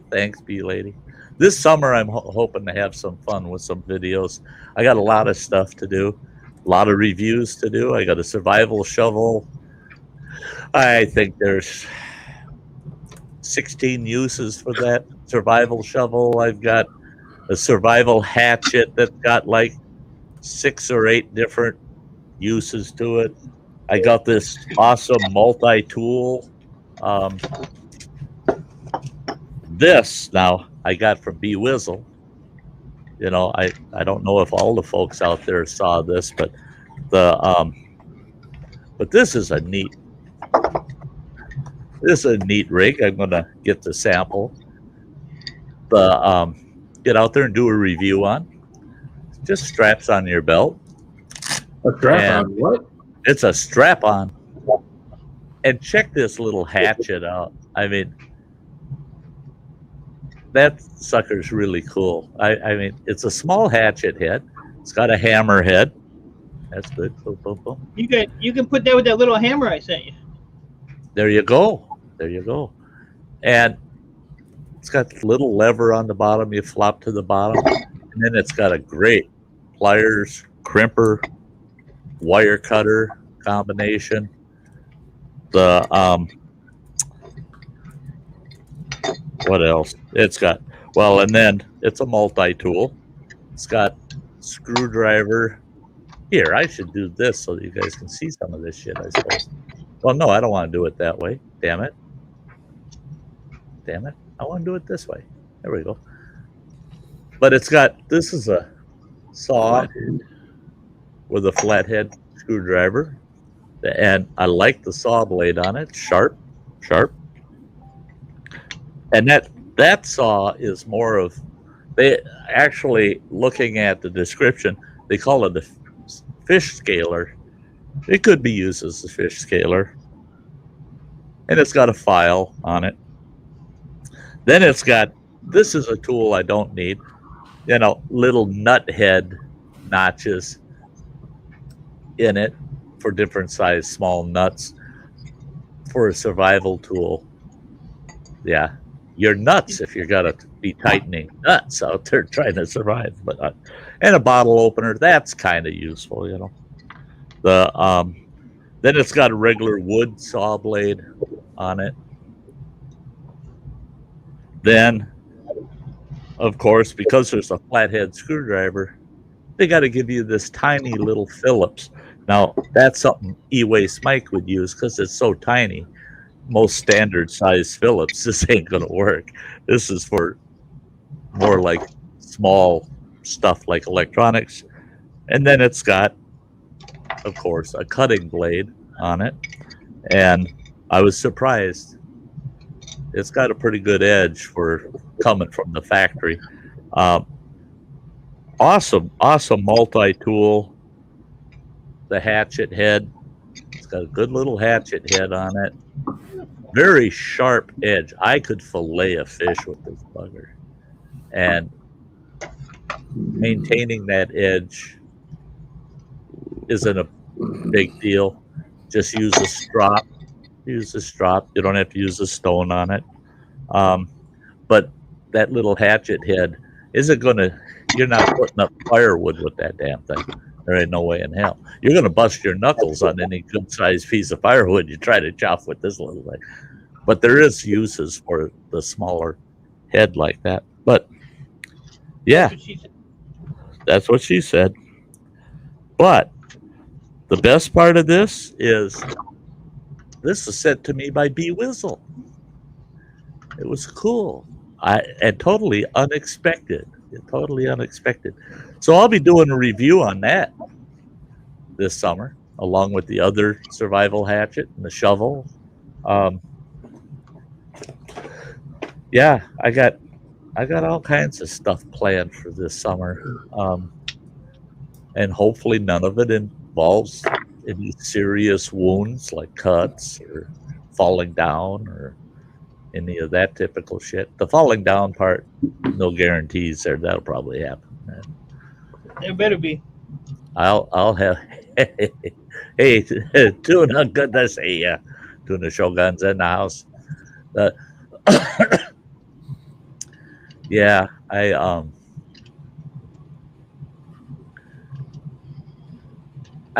think it'll be fun this summer. The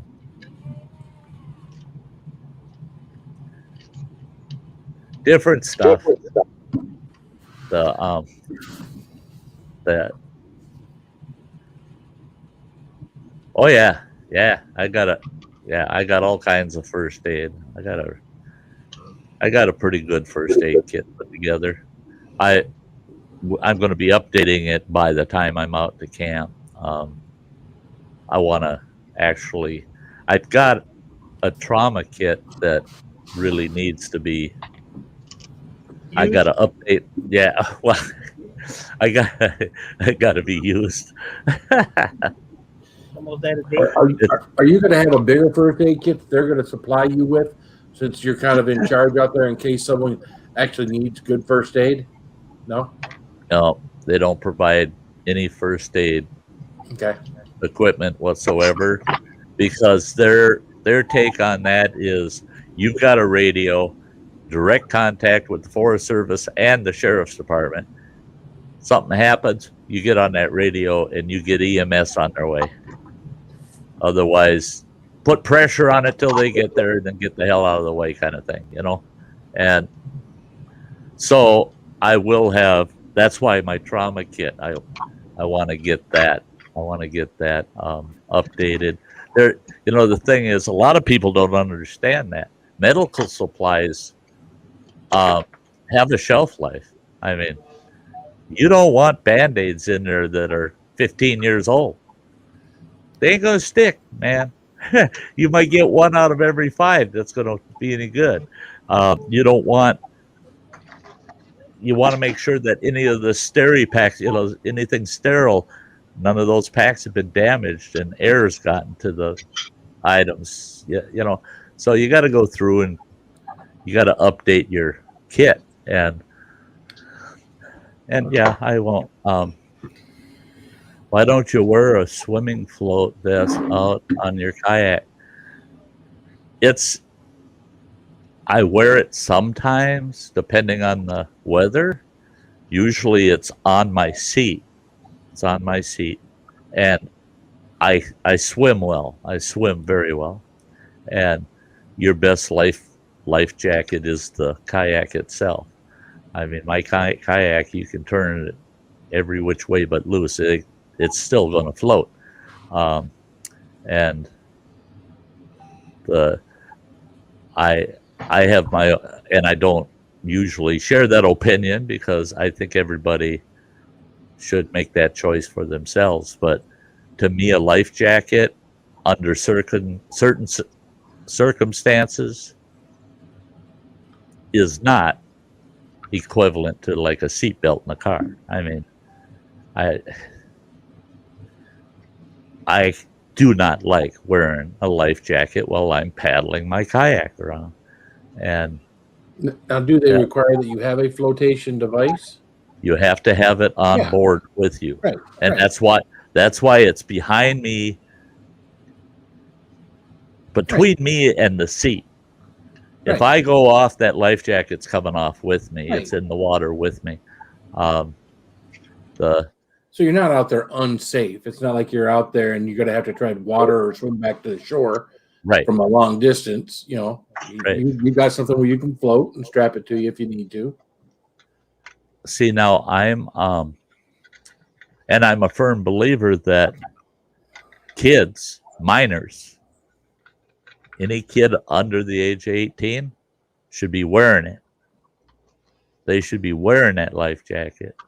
They don't make their own decisions. We're here to guide our children, not to let them do whatever the hell they want. We want to guide our children. So if they're going to be out there paddling a canoe or a kayak around, I better see them wearing a life jacket. And because it's stupid not to. I mean, it's common sense. It's stupid not to. Now, if I go out there and I get drowned because I'm not wearing my life jacket on my kayak, that's my own adult, mature decision and stupidity. I didn't make that decision for somebody else, right? And now I worked for a Native American tribe, and we went to federal court. I did not like it. I handled the financial side of the situation, but I didn't like their case. And their case was that under treaty rights, they have the right to not use life jackets. They have the right to go out on the water without life jackets. All men, women, and children, period. It's our right to go life jacket free. They won the case. Judge Crabb, what a bitch. She agreed with the tribe. You have the right to go out there without life jackets. We live on Lake Superior. We've had 4 drownings since they passed that law, that federal law, since she said, yes, they have the right to go out without life jackets. 4 deaths. All 4 of them were, the oldest out of all 4 of them was 16 years old. No life jackets on those kids, no life jackets in the boat, because they're exercising their right to not have life jackets. Well, our tribal council had this big meeting about it, and I take pride in it. They would ask me for my opinion on tribal matters. I'm not their tribal member, but they would ask my opinion. How do you see it? Because they wanted to hear, what would an outsider think of this? They said, what do you think of us having the right to not have life jackets? I said, that's wonderful. That's wonderful.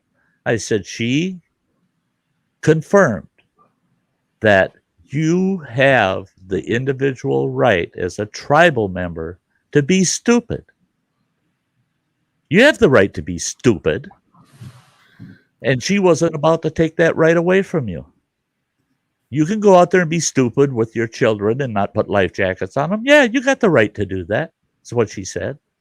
But you also have the right to do the responsible thing and say, but I want to come home with my kids, so I'm going to put life jackets on. I said, it's your choice. What she said is, the monkey's on your back. I'm not going to take any position other than, yes, you can go without life jackets, but if something happens because you didn't put a life jacket on that kid out in the middle of Lake Superior, guess whose fault it is? It's not the law's fault, it's yours. And the whole tribal council, they decided within the waters of their reservation, all children under the age of 16 must wear a life jacket. Even though the federal law says they don't have to, their local law says you do. And I was proud of the tribe for taking that position. They said, we're not losing tribal members because you have the right to be stupid. So I was proud of them for doing that.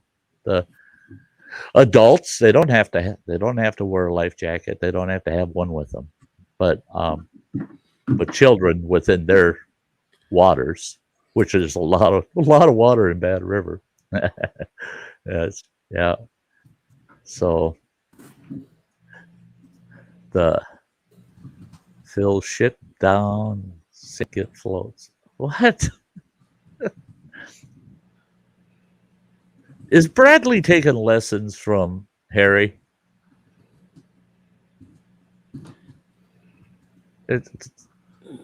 Bradley, you're talking like Harry.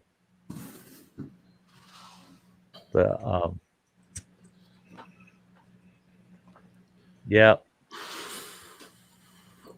I don't mean to sound preachy about the life jacket thing, but in my younger days, I worked for a search and recovery team, and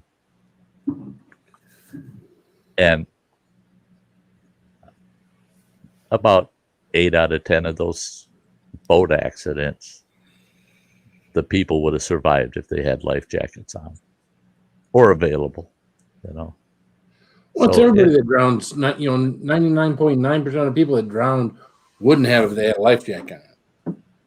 But I almost drowned with a life jacket on. What's that? I almost drowned with a life jacket on. Well, I was just going to say, we had 3 victims that were wearing life jackets. A life jacket doesn't guarantee survival. It just improves your odds greatly. Chances. Yeah, it's what it does. It just improves it. Yeah.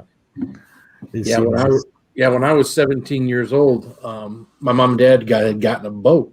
We used to go water skiing and stuff, and always had a life jacket on and whatnot. Well, my best friend's neighbor was going water skiing. He invited a couple of us older teenagers to go with him. So we went out there, and again, you have to remember, I was skinny then. So I put this full vest life jacket on. Right, I know. Mike doesn't believe it, but okay. I put this full vest life jacket on, the solid foam thing, and I get those straps as tight as they are, and the thing is still loose on me. So we're going around the lake and doing all sorts of things, and of course I've been on way too long. I haven't fallen or anything else. And so he starts taking things real wide, so I get on the outside of the wake. Well, finally I fall. And when I fall, I fell backwards. What it did is it put that life jacket right up with my arms right up next to my head. Yep. Now your head's below the water level. Yeah, here I am in the water now with my arms strapped next to my head. Can't do anything. Of course, I panicked, but in a matter of about 10, 15 seconds, I was able to get out of that life jacket and not drown. But no one could get to me. They couldn't get to me. I could have drowned in the time it would take a boat to turn around, come back and help me out. But yep. Well, but I'm an advocate for wearing them when you're water skiing for sure. Well, and they should fit right. Right. The right equipment for the right purpose. Life jackets don't do you any good if they don't fit you. That's right. If they don't fit you. Take a look at Dennis Canoehound. He puts it on like a diaper and goes out there and drinks beer. His life jacket works perfect. It keeps him from the nipples up out of the water, wearing it as a diaper. But he wouldn't want to wear that if he got knocked in the head, if he fell out of his canoe and knocked his head and it knocked him out, because guess what you're going to see? You're going to see his legs bobbing up and down because he's not there to balance it. He's knocked out. He's upside down. That's exactly what would happen. And yeah. Do I cook on a wood stove at camp? Not a, other than a twig stove. No, I use a Coleman stove or the fire pit. Yeah, open fire. I don't have an actual wood stove at all anymore.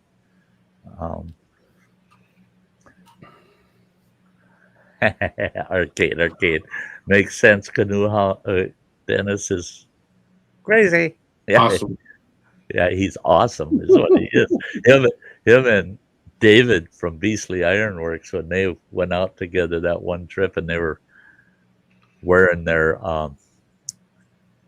well, Dennis did the life jacket diaper thing, and then Beasley Ironworks couldn't help it because he kept telling Beasley, "Get out here and have a beer with me." And finally, David said, "Oh, okay, I'll try it."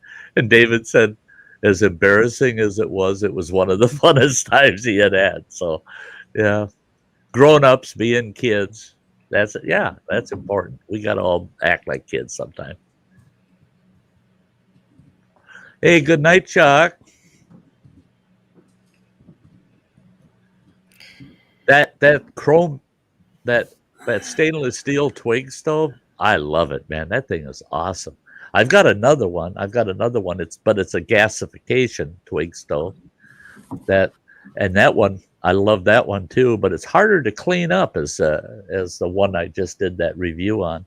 The gasification one's neat because when you get the twigs burning in it, it looks like a propane gas burner on the top. It's venting out through the top, and it's after burning all of the gases off of the twigs. That's pretty cool. We'll be using that kind of equipment throughout the summer. It's going to be kind of busy this summer because I've got John and Jen from Adventures in the Heartland. They're going to come up. They're going to spend some time at camp with me. Then I've got Nicholas Green's coming up. He's going to spend 4 or 5, 6 days.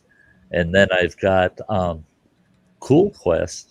I've got Johnny and Colleen coming up. So far I got 3 YouTube channels going to come up, spend some time with me at the campground. Cool. So that's going to be cool. A lot of collaborations. And then just a half hour south of my campground is Travis with Destination Great Lakes. He's hosting campground half hour, or about a half hour south of me. So we're going to do weekly collabs about life as a host in the campground. I think that one's going to be funny. I asked the Forest Service recreational supervisor, the guy that's in charge of us hosts, I said, is it all right if we do videos talking about the campground and what we do in it and some of the weird crap that happens? He goes, have at it. We don't care. So that's good. That's good. He says, as long as you're not talking about us, the Forest Service, he says, we're good with it. He said, he said, if you start bashing the Forest Service, he says, yeah, you'll get away with that for one season, but you won't be back the next.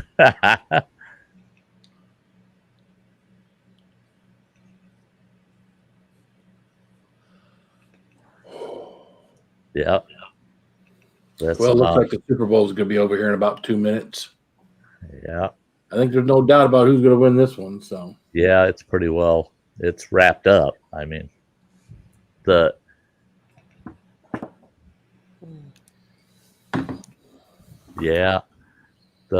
Blake. Good to see you, dude. Yeah, if the Super Bowl's over, damn it. They'll be home. They'll be home in about a half hour. Yeah. Hey guys, hang on. You keep chatting. Keep talking. Okay. Keep the people in the chat occupied. I'll be back. Yeah, keep talking, Mike. Would it? Mike, shut up so that Sam and Phil Yeah, right. say Like, something. would you keep it down, goddammit? Don't jump down, you shit. Don't you do it. Don't. Oh, you shit. Oh, of course he did. He knew Yeah. that was going. He did that because he knows I got to walk away for a minute.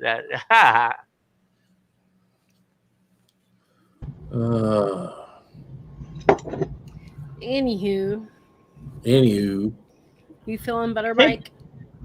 Take your old ass and go do what you were gonna do. Damn. goddamn, go take a poop and get done with it. Right. Obviously, he is feeling. Jeez. You know when you go take a poop, Sty, we can hear you, right? All I got to say is, All those pooping noises he makes. yeah. There he goes. Drops What a off. stinker.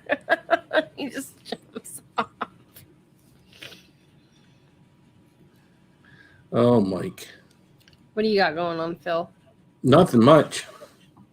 Just doing the best I can to stay out of trouble right now. Yeah. I told you could hear hear him.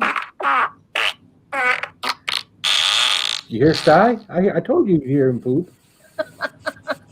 Listen Nice. to that. Yep. Chiefs about beating our Buffalo Bills. Huh. Yeah. Buffalo Bills. What are you talking about, Buffalo Bills? Who said Buffalo Bills? B lady, I was reading her comment. Well, they beat the. I think they had to beat the Buffalo Bills to get to the Super Bowl, and then lose so horribly.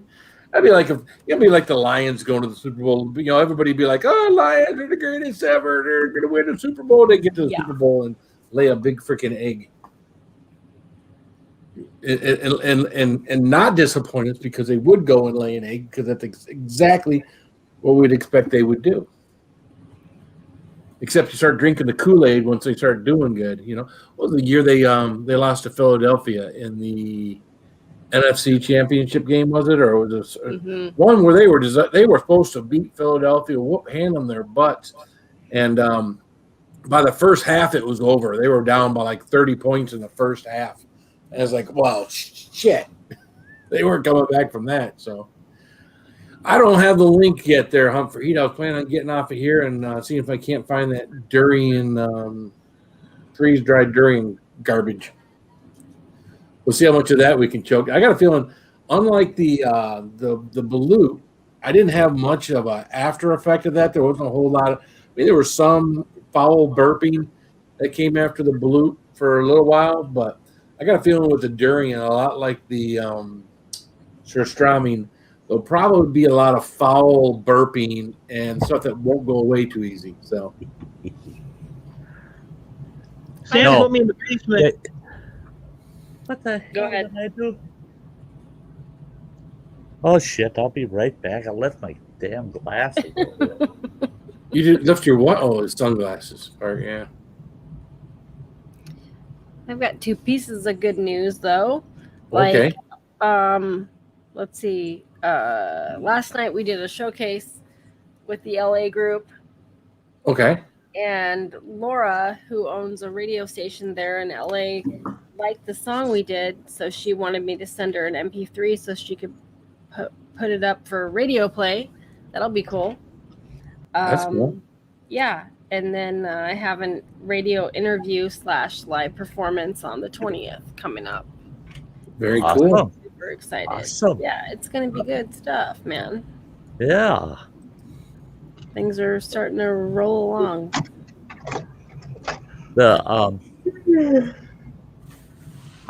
Yeah, Phil, you're totally wrong. Yeah, I didn't have to go poop. I needed to fill my thermos. We could hear the noises, guy. We heard the noises. No, you didn't, because I am, and it's as if it's any of your fucking business, Phil. But I am not a night pooper unless I'm ill, unless I'm sick and I got the shits all day. I am not a night pooper. I do not poop at night. I'm a morning pooper.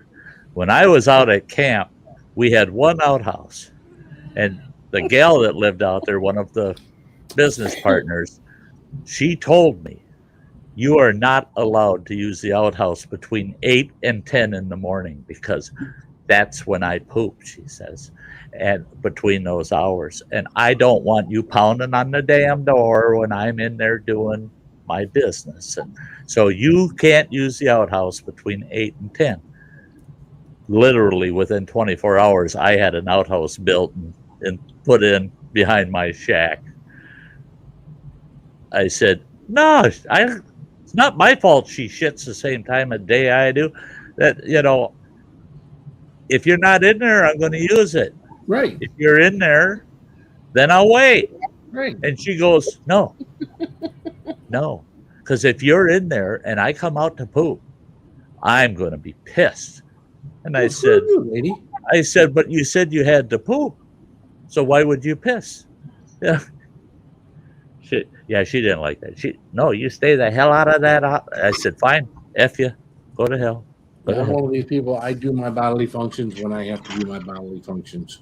Whenever that comes along. Whenever that happens to be is when it happens to be. That's I know quite a few people that are that way. It's like, whoa, poop time. Yeah, there are people that can't go in public and things like that. I prefer not to. So if I can wait. But I also have a 45-minute drive home from work, and I don't want to be halfway home from work and have to do that.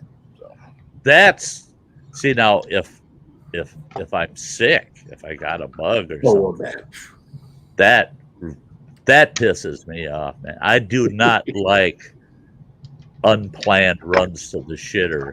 I do not like those. The Buddy Weiser, Sty is the king of poop.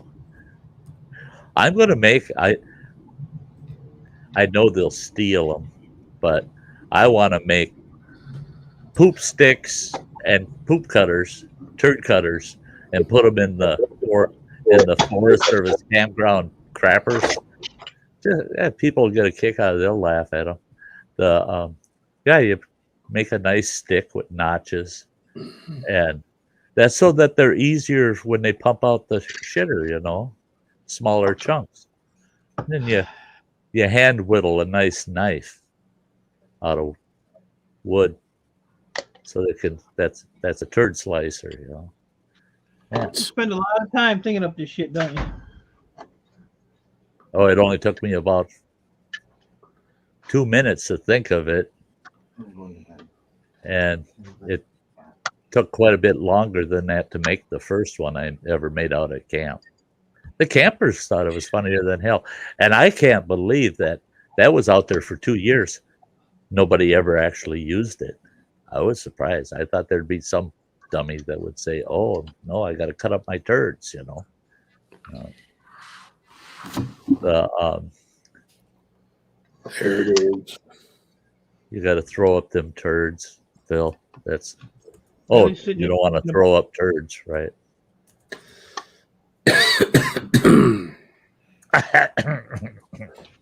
Well, I just got forwarded to me the durian. Oh, purchase it. There you go. Oh, there's another gross video. Hey, we'll see you later, B lady. You have a good night. See ya, B. Good night. Easy, lady. Thank you, B lady. Have a good night. Thank you again for the hat. Yeah, that's a pretty awesome hat, man. Well, I put this one back on. This one fits like a glove. Oh, we couldn't see that. This is like a part of me. Hey, Guani. Good to see you. Guani. Good to see you. Guani Ostinaco.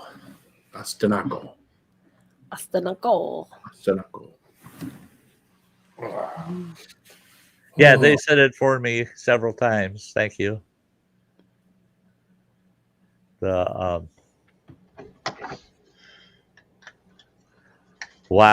I tell you. What a lousy winter. I can't wait till it's over. Yeah. Me either. Trust me. Well, we just hit the coldest part of it, so. Alaskan winters suck. Yeah. Walk. That's what you get for living in Alaska. Yeah, no Dude, shit, I'm right? moving, dude. Like this summer frig for to say. real. I'm out. Yeah, we've heard that before. No, you haven't. Yeah. You've heard it for about 6 months now. That's yeah. That's But we've a heard work. it How before. long It's it takes. It's a work in progress, Phil. Okay. You can't expect that to happen just overnight. Now, come on, it's a work in progress. Time and money. Yeah. But I'm just about there. So Gotcha. Mom's gonna come up for my niece's graduation, and I'm planning on flying back with her when she leaves. So Gotcha. That's cool. That'd be the first part of June, probably. end of May, early June-ish, Yeah. depending on how long she wants to stay. So yeah. It's cold in Alaska. Think about what birds I did to flash freeze the veggies. Yeah. Oh, there you go. You want to talk about cold? This fella, he bought a parrot. For some reason, he walked past a pet store and he sees this awesome looking parrot in there, and he thought, I've always wanted to own a parrot. And he walked in, he's looking at that parrot, and the pet store owner comes up and says, "Are you interested in a parrot?" He goes, "Yeah, I've always wanted one." He says, "This is a good one." He says, "But," he said, "he does have issues, so he's pretty cheap." And he goes, "What's pretty cheap?" He says, "I'll let you have him for $50. He goes, "You got to be kidding. The last time I priced a parrot, they wanted $500 for it." And he goes, "No, this one you can have for $50. He goes, "Why is that?" And he says, "He won't quit cussing." He says, "He's swearing all the time."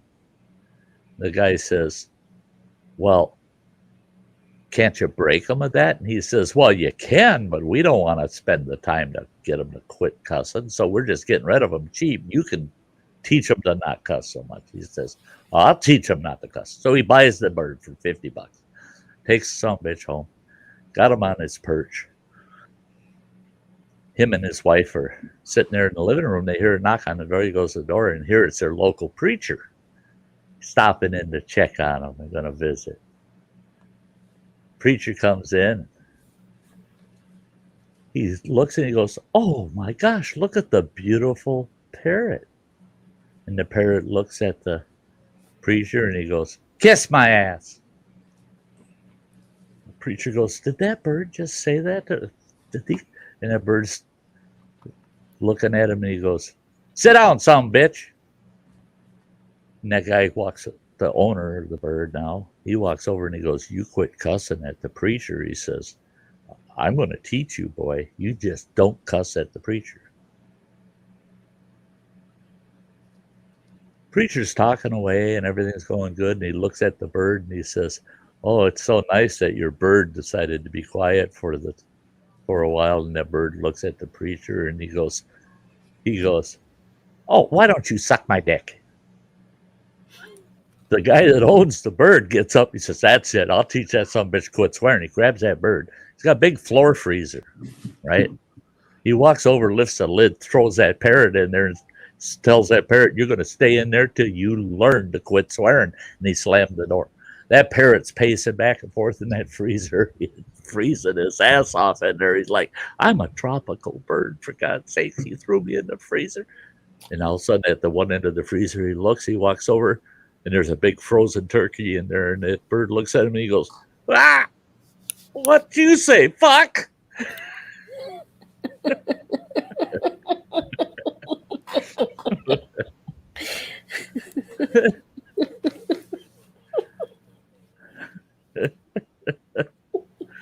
Yeah. Okay. Yeah. That tickled me.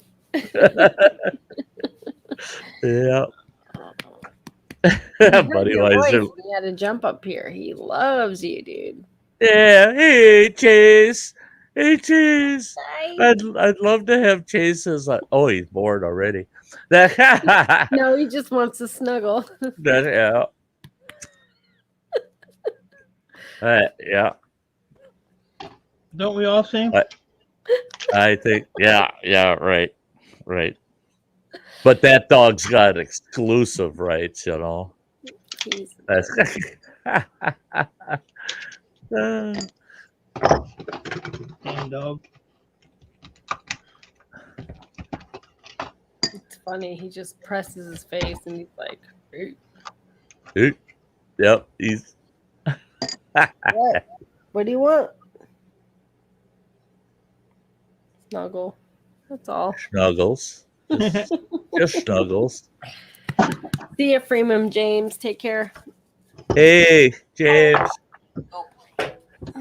Give sis a big hug for me, would you, buddy? Did you just throw that dog? No, I put him down. Pitch that dog. No, that dog is not Earl. I heard a thud. That's why I was like, and No. as I heard the thud, I saw this, and I was like, he threw the He dog. might have hit the microphone, but no, he's good. He's sitting right here wanting to get back up. Oh, Guani, man.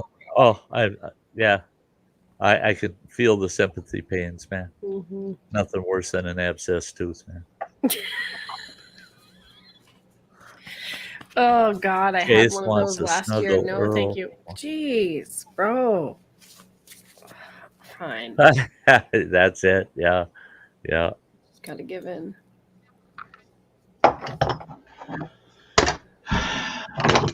Hey, Chase. Say hi, Sty.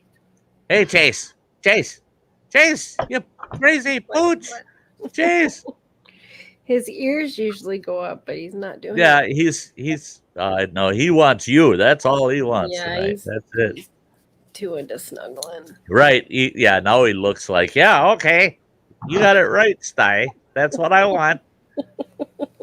There's, hey, yeah. Goofy little dog. The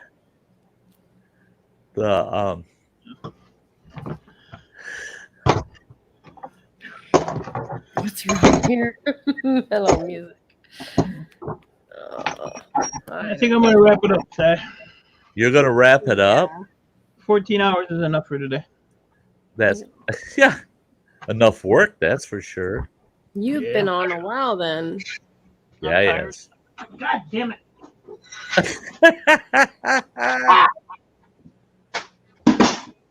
I could have been killed. Hey, we'll see you, buddy Weiser. You could have been. You just never know, you know.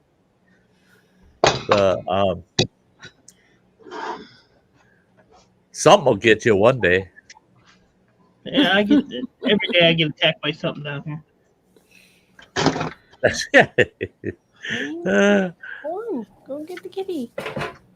Yep. So I'm starting to get a headache. Kitty. I'm just gonna quit. Oops. Don't want to do that. Put that over there. Put that over there. I thought when I got up this morning, I put my glasses on and I head in the kitchen, going to get a cup of coffee going, and I'm going, holy shit, my blood sugars must be through the roof or something. I can't see. Oh, I think I'm going blind. Everything was foggy and it was freaking me out. I got my coffee made and I came in here, fired up the see if the internet was working, and I'm looking at the TV. I'm going, I can't see. Everything's foggy. I took my glasses off because it was just bothering me. I set them on the studio table here, and then I picked them back up. I realized, yeah, I can't see where the shit. Well, I can't without my glasses. I pick them up, put them on, and I'm going, holy shit, it's foggy again. Then I took them off and looked at them, and I'm going, oh, maybe I should clean the sons of bitches. You know? They were so fingerprinted up and nasty that I couldn't see through them. And I thought it was my eyes. No. Yeah, you got to clean your glasses more than once every 3 days, you know.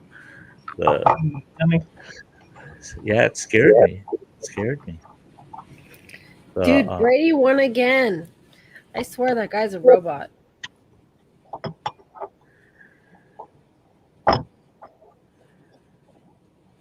What the heck, eh? Yeah, Tom Brady's a machine, dude. Yeah.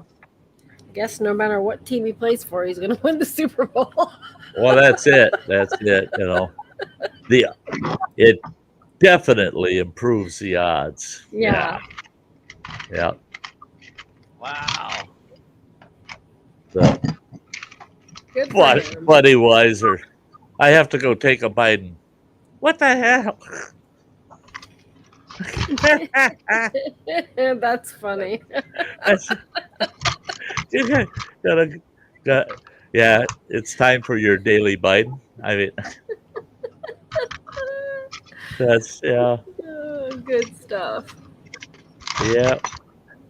The Buccaneers really pounded it. Well, at least it was Yep. it was a good game for them there. The nail biter Super Bowls are the ones that's when everybody goes home drunk. Yeah. When it's neck to neck from the second quarter all the way through the game, and it's ahead by 3, behind by 3, back and forth, boom, boom, boom, boom, boom, boom, boom, boom, boom, right to the end, and then you've got a scoring win in the last minute and a half. Those are the Super Bowls. Everybody goes home drunk. Yeah.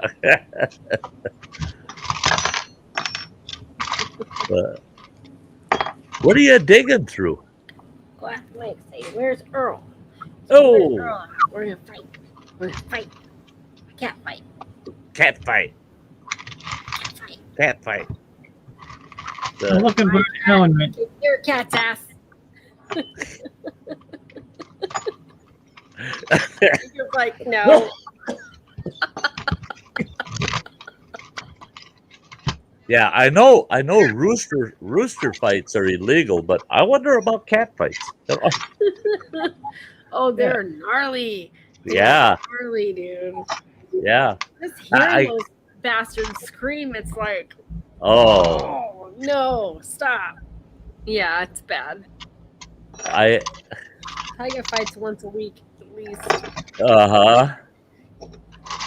Oh God, yeah. We had 2 male cats in the house, and they'd be on opposite windows of the house with some neighboring tomcat out there and screeching and yowling and all pissed off.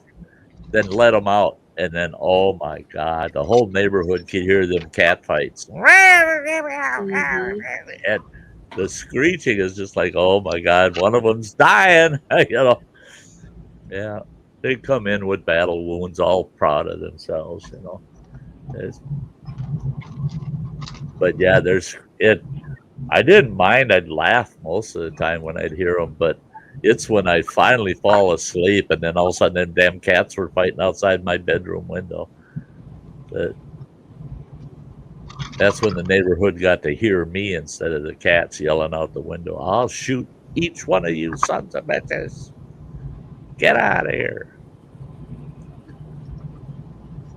I did find out you take a dish pan full of cold water. I went off our deck, and our cat and another one just tearing each other up right off the deck. I went out there, dumped a big pan of ice cold water on the 2 cats, and they both stood there for about 15 minutes, just drenched, staring at each other about 3 feet apart, just froze, but staring at each other like, how dare you? They thought, both of them thought the other one threw the water. They didn't realize it came from me. It's just like, you fight dirty. You can't throw water, Yeah. Cool them off. Yeah. And then they come in the house, and then they act like they're little kittens. They're big babies. They want to be snuggled and pet. And it's like, oh, you go out there and you're a raving maniac, and then you come in the house and act like a nice little kitty.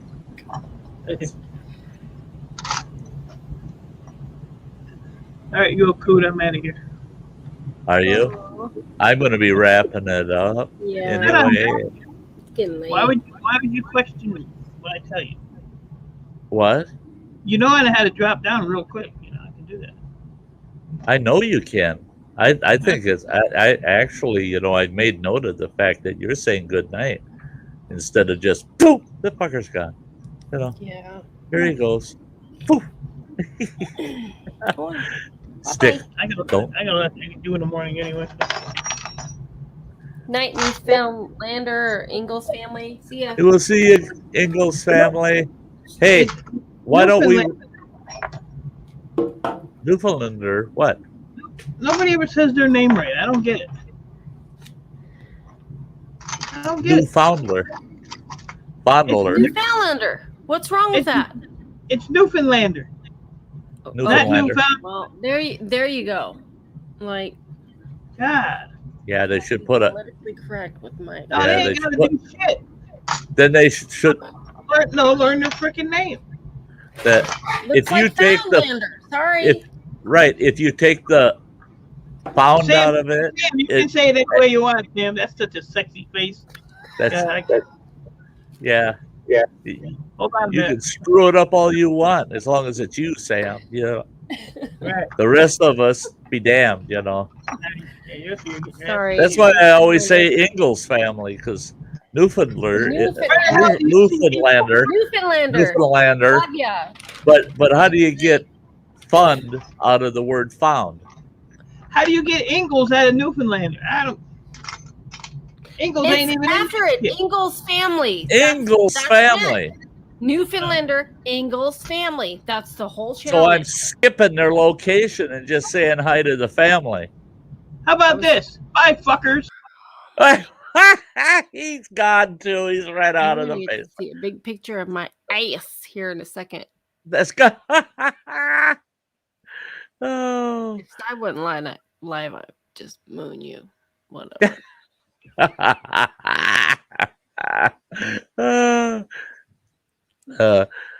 And he's out there saying, "Oh, Sam, don't make promises you can't keep." You know. Yeah. Yeah. LOL. Exactly. Exactly. The he drives Ann nuts when he's correcting her grammar. She says, "For crying out loud, I'm from Norway, and that's some things I can't pronounce." And he just picks on me about that all the time. And I said, "Because for him, it's fun. You know how he is. He's just having fun." Oh gosh, yeah, guys, we're wrapping it up a little early tonight, but I think we're going to do that. We're going to be wrapping up. Again, Sam, your song today was awesome. Keep up the you. wonderful work. I always look forward to it.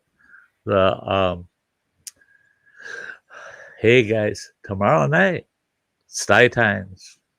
Back into Sty Times again. Tomorrow night's topic is self-confidence. We're going to talk about, the different effects of self-confidence, how to gain some self-confidence, and I think it should be a fun topic. And that's tomorrow at 5 p.m. Central Time. And that'll be the 4th episode of Sty Times. Hope to see a lot of you over there. It's a good way to start your evening off. Taking a quick peek here. There's Mike. He's trying to make up for lost ground. Out of here. Love you, Sam. Yeah. Stupid remote like keeps hitting me. Love you too, Mike. Yeah. Get out of here. Okay, there we go. I had to move that damn mic. It kept hitting me. Yeah. The little things that just piss you off. Y'all. That's Love you, Mike. Love you, chat. Love you, everybody. Yeah, all of you. Thanks so much for being here tonight. You all have a good night. Thanks for being here instead of the Super Bowl. I was really uncertain about tonight. I thought, oh yeah, I'll be lucky. I'll get 8 or 10 people the whole night, but yeah, good group tonight. And hopefully see you all tomorrow night. If not, I'll see you Thursday. I hope for sure around the campfire. So hell yeah.